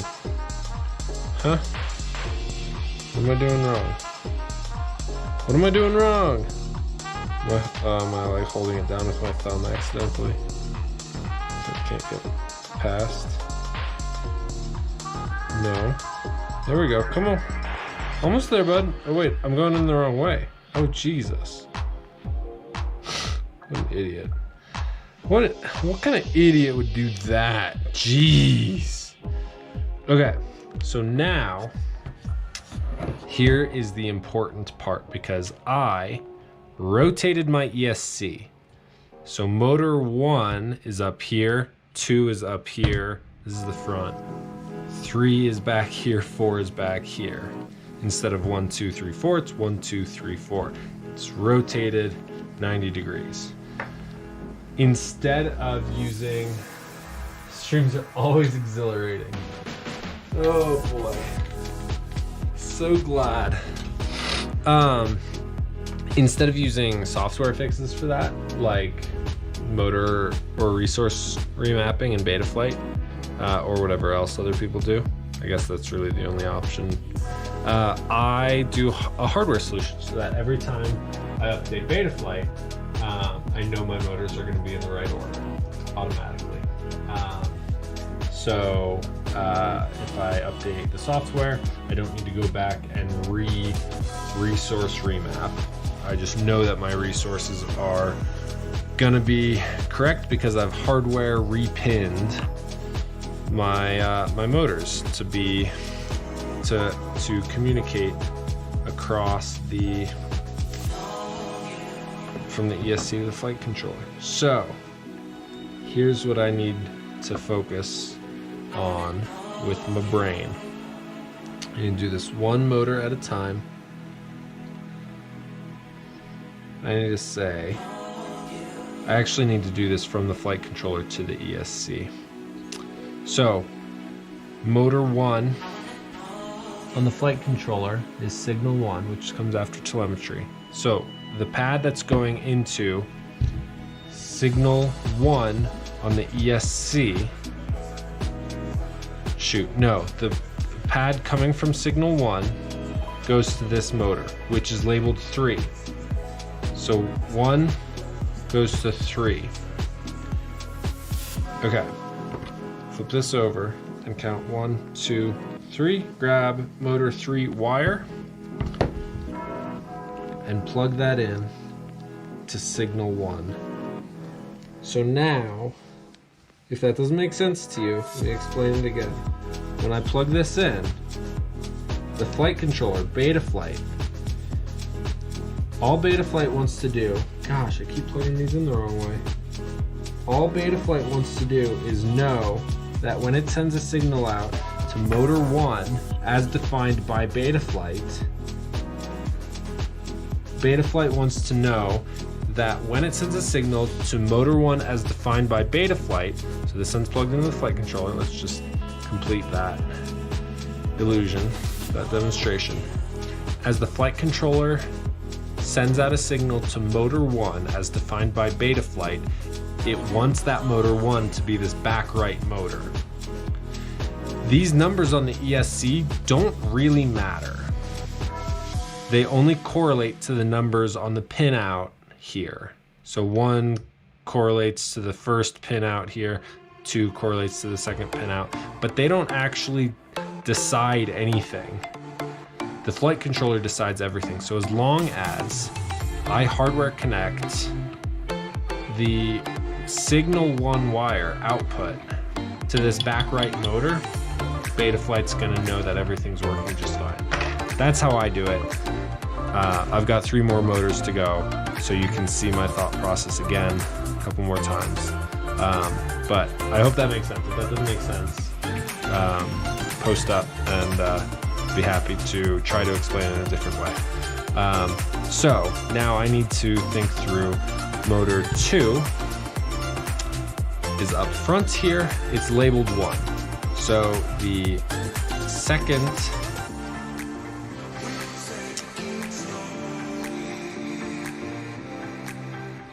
slot on my flight controller gets the motor 1 wire.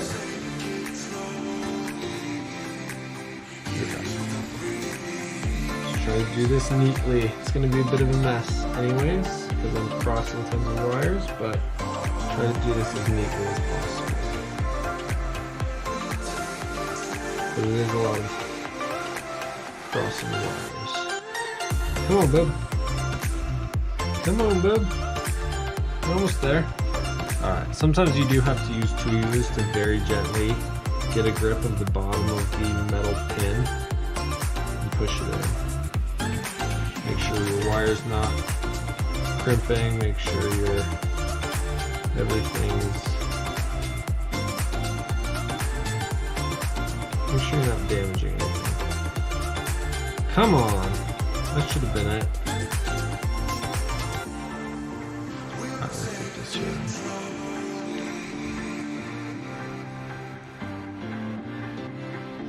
Come on. Okay, I think that's it. Okay, that's motor 1. It's motor 2. Motor 3 is labeled 4. So now I'm going to take ESC motor 4, 2, 3, and put it on pin 3 on the flight controller.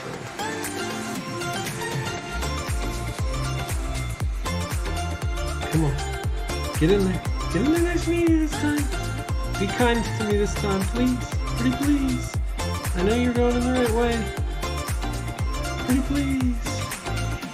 No such way. Okay. Jesus.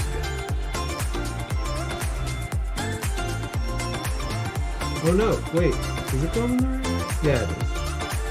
Well, keep second guessing myself.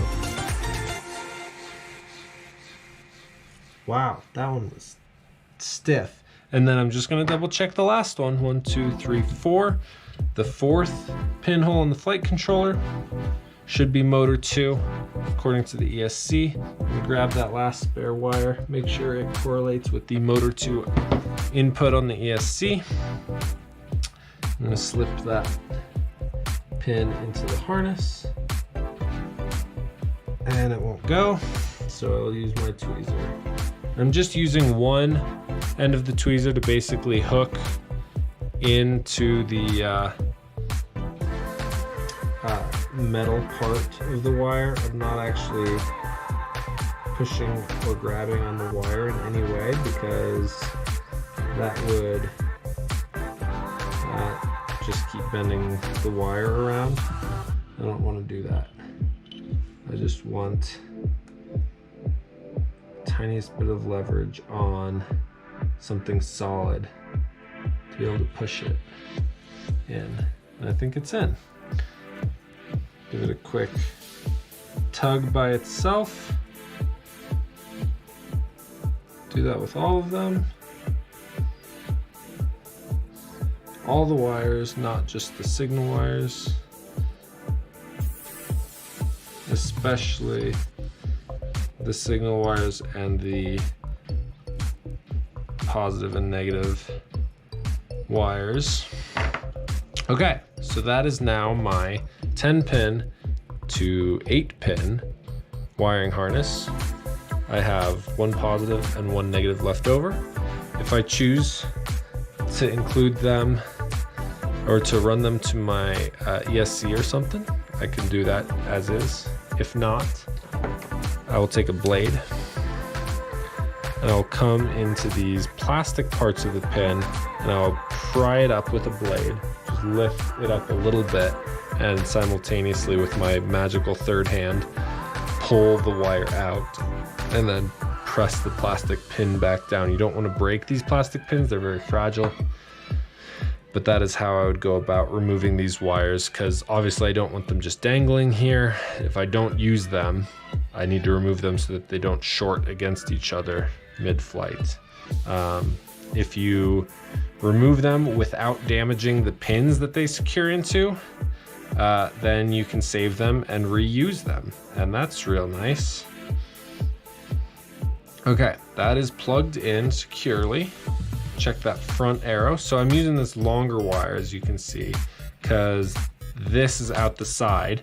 It's supposed to be out the front, where I could have used a very short wire, but because I rotated it 90 degrees, it's out the side. This port is out the front, according to the arrow. I could change that if I wanted to, but if I have this plug running out the side, then the USB is running out the back and is inaccessible. I want the USB accessible, so I'm going to maintain the flight controller orientation as was intended. That way there will not be any software fixes to orientation, because I've already hardware fixed the ESC misdirection. So yeah, now it's just a matter of hooking up accessories. We do have a plug back here. I'm about to look at the diagram to see what that does. RX1 ground, RX3, TX3 ground, 10 volt. That's for DJI. Got it. I'm sure I could use it. if I wanted for, well, it doesn't have 5 volt, it only has 10 volt, so I could use it for my VTX potentially if I wanted. But it's clearly designed for S-Bus signal ground, the MSP UART for OSD, ground power for 10 volt. That's clearly designed for DJI. And I'm all on analog, so gonna elect to not use that. Man, I'm getting tired. It's only 9 o'clock. Today's been such a weird day for me. I might call it a stream on that. I've been going for 2.5 hours, just so I don't burn myself out. And then just take a break for a minute, and I might decide to keep working on it tonight because it's only 9 p.m. Like, yeah. Or not, or maybe I'll just leave it as is, and the next time I stream, we'll just pick this up as is. For sure, next time I do stream, I will be building more of these guys. So if you guys want to learn how to assemble some lithium ion packs, which are great for all sorts of things. They're great for 5-inch cruising. They're great for 4-inch cruising too, if you use an 18650 cell. Let me show you guys. I've built a few lithium ion packs before. These are the ones that I've used before. These are new ones. So these are ones that I've used before. This is with the same cells as the 6S, but it's only a 4 cell. So it's smaller, it's lighter, less power. I've used this on my long range quad. I've actually used these two in parallel on my long range quad. The difference is 21,700 cells, 18,650 cells, 4,000 milliamp hour, 2,400,000 milliamp hour. Not quite half, but like somewhere around that. And 45 amp discharge and 20 amp discharge. Those are the stats of these batteries. They're both 4S. It's basically 4,000 milliamp hour, 2,000 milliamp hour, 40 amp, 20 amp.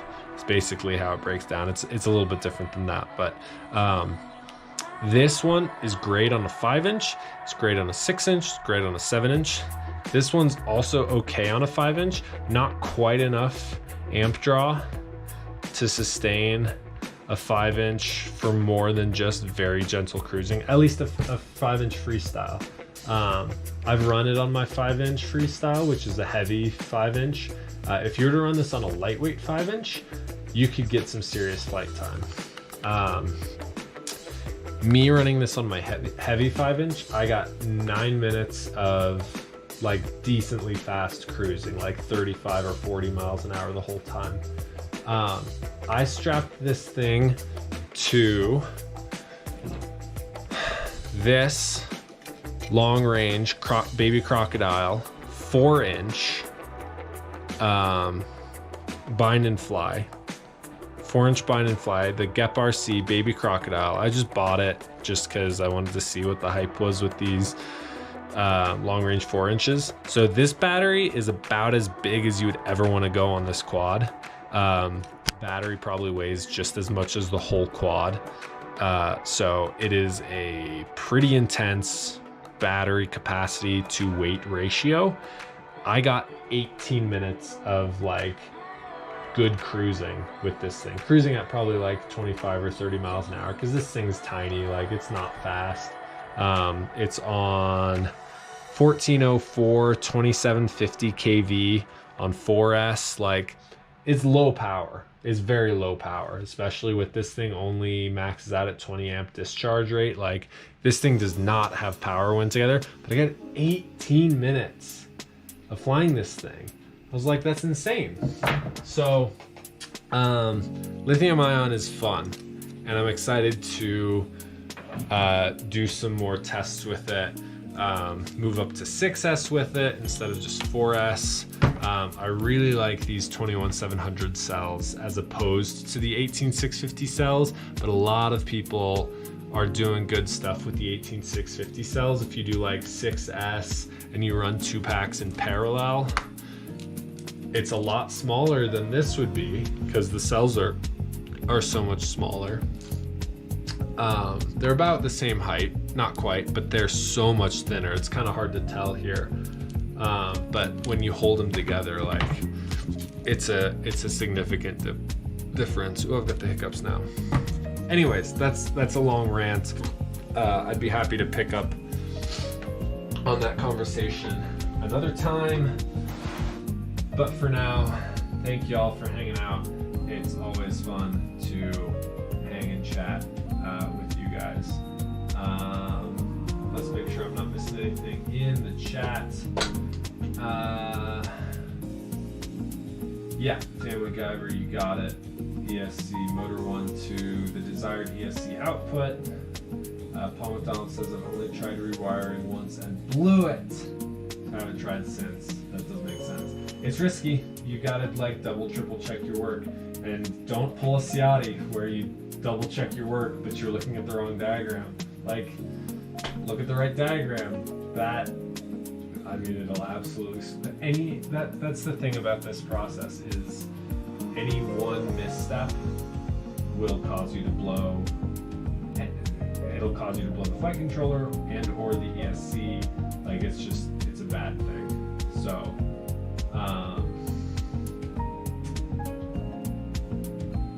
yes, okay, there's interest in more talk on the lithium ion stuff. Yeah, I mean, I'll just do a stream where I build them up.